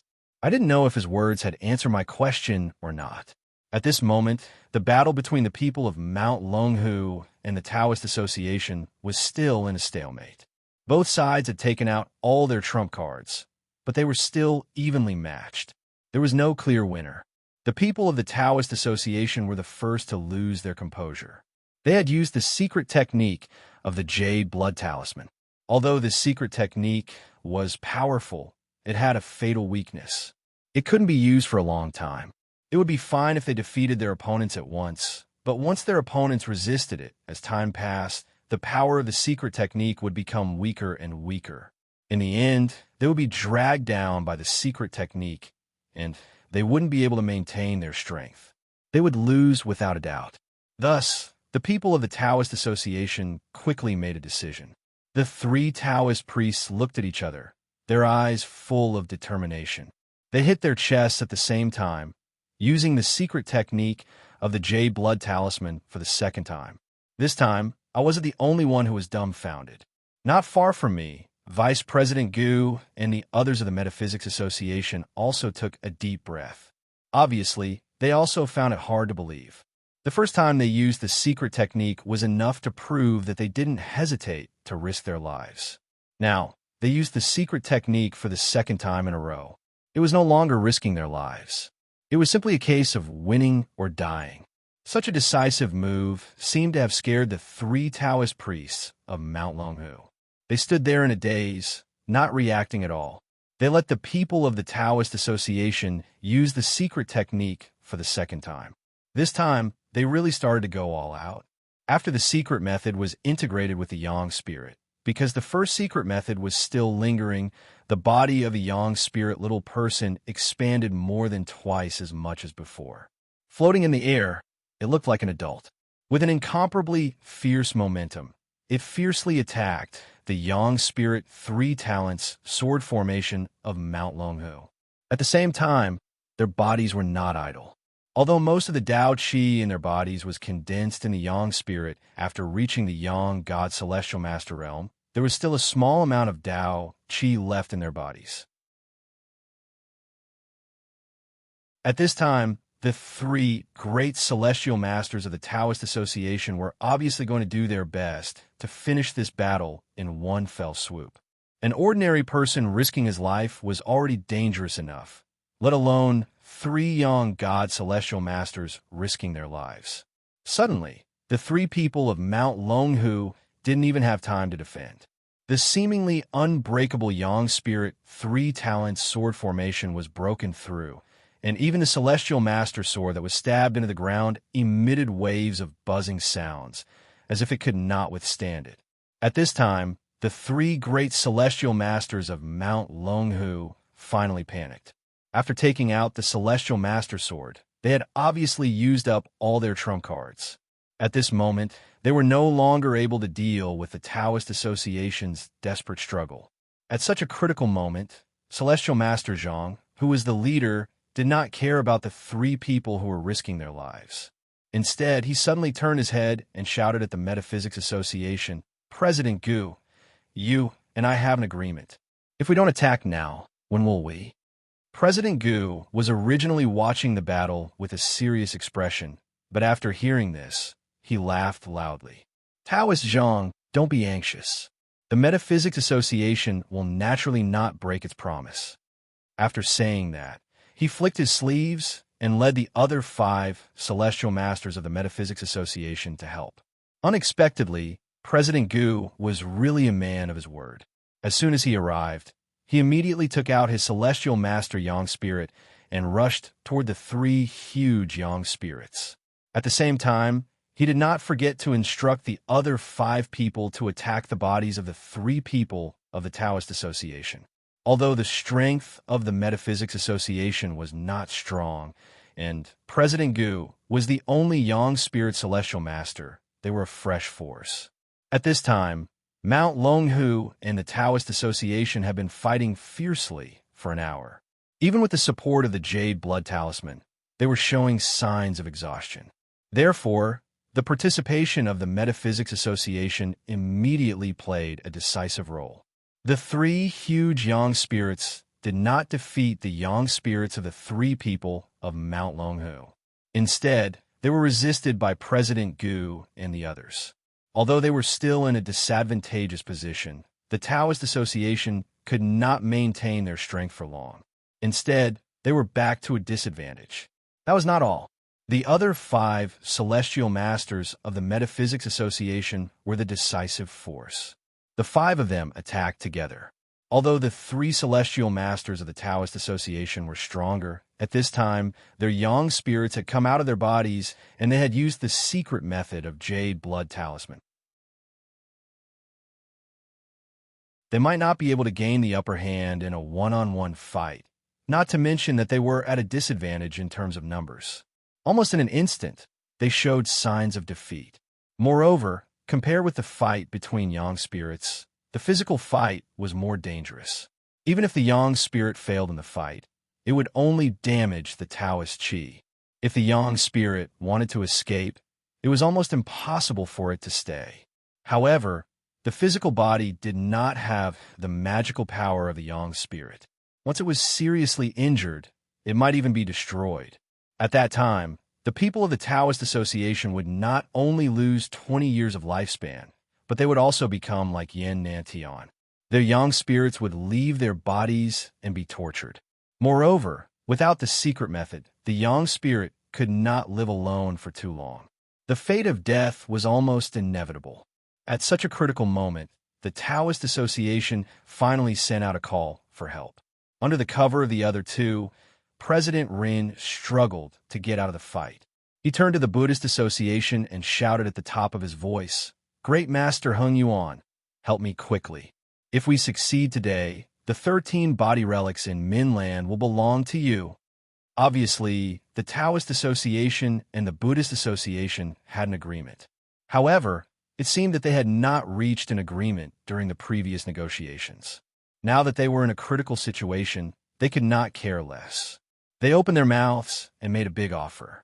The people of Mount Longhu and the Metaphysics Association were also afraid of the Buddhist Association. Hearing this, they slowed down their attacks and paid attention to the group of monks.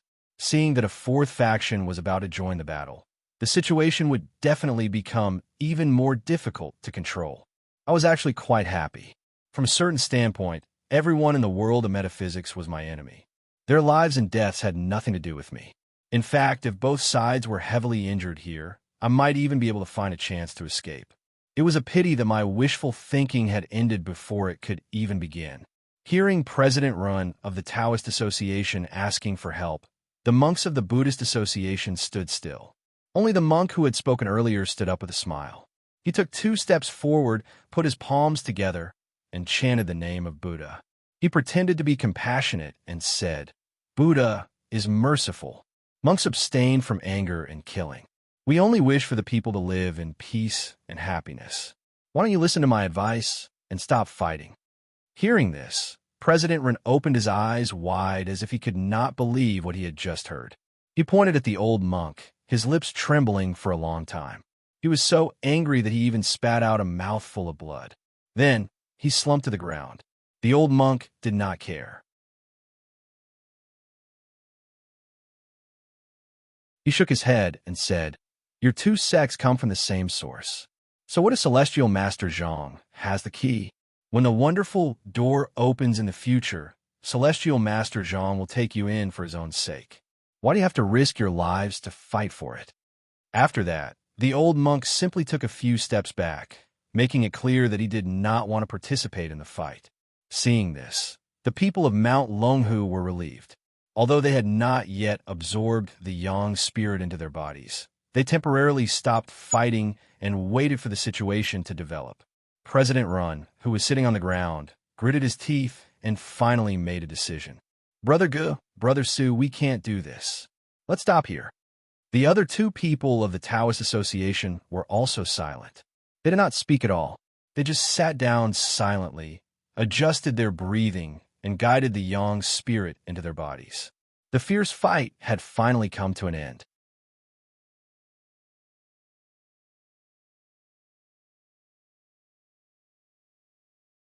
Chapter 369.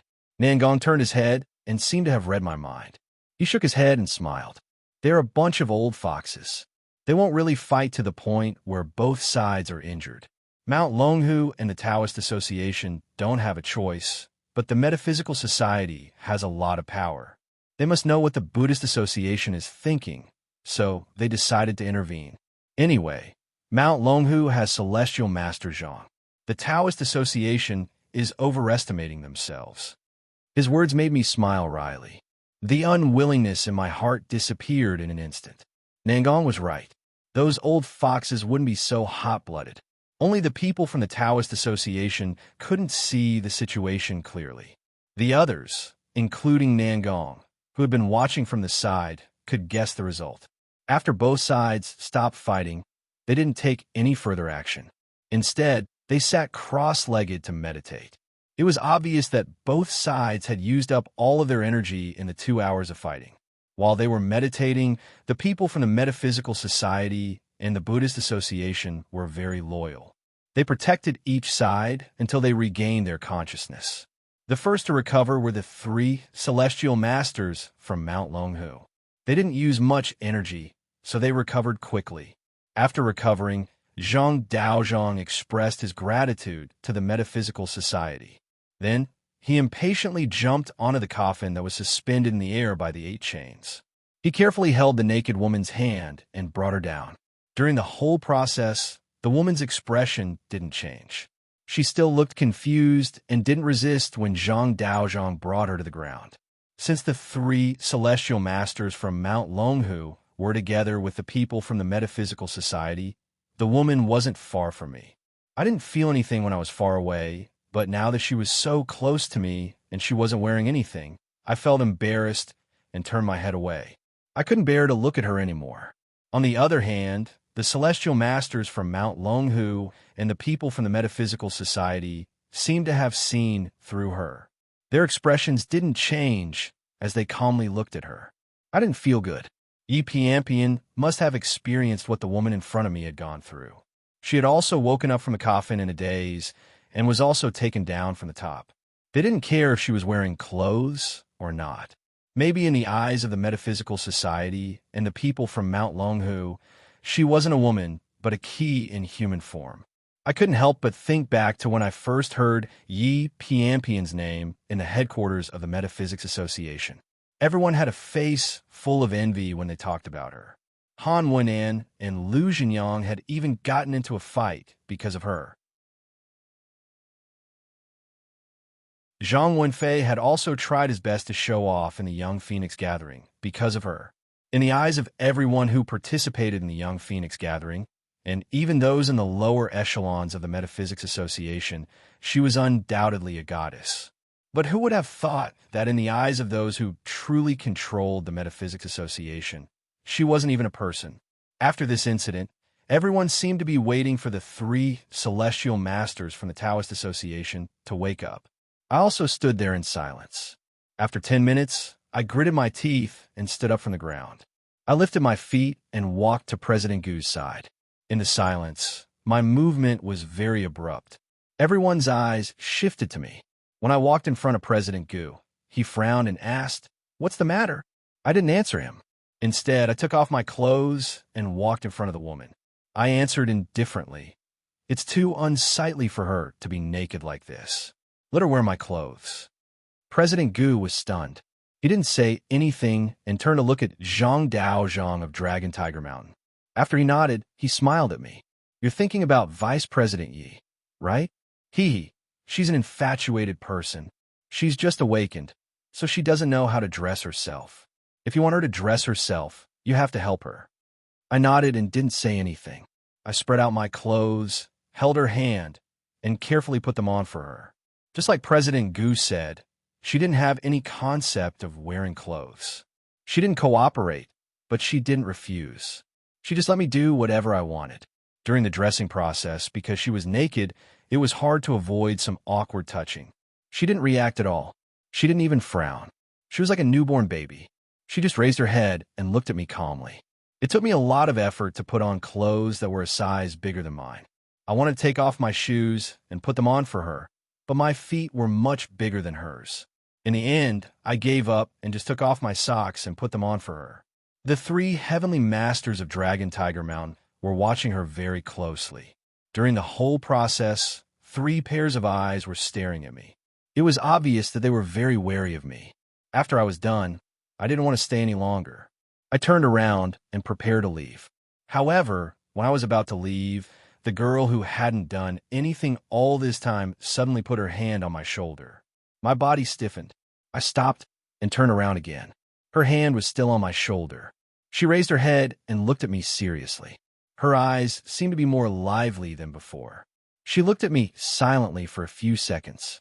Then, she lifted her hand from my shoulder and placed it on my cheek. Her thumb gently stroked my face. Her hands were as cold as her body. When she touched my face, it felt like an icicle was brushing past my face. However, as she stroked my face, there was an expression on her face. A smile bloomed at the corner of her mouth. At first, it was very faint, but gradually, her eyes narrowed. It was as though she had seen someone she knew. She smiled warmly, and that smile made me feel warm in my heart. Her smile lasted for around 10 seconds. Then, her red lips parted, and an ethereal voice came from her mouth. Is that you?"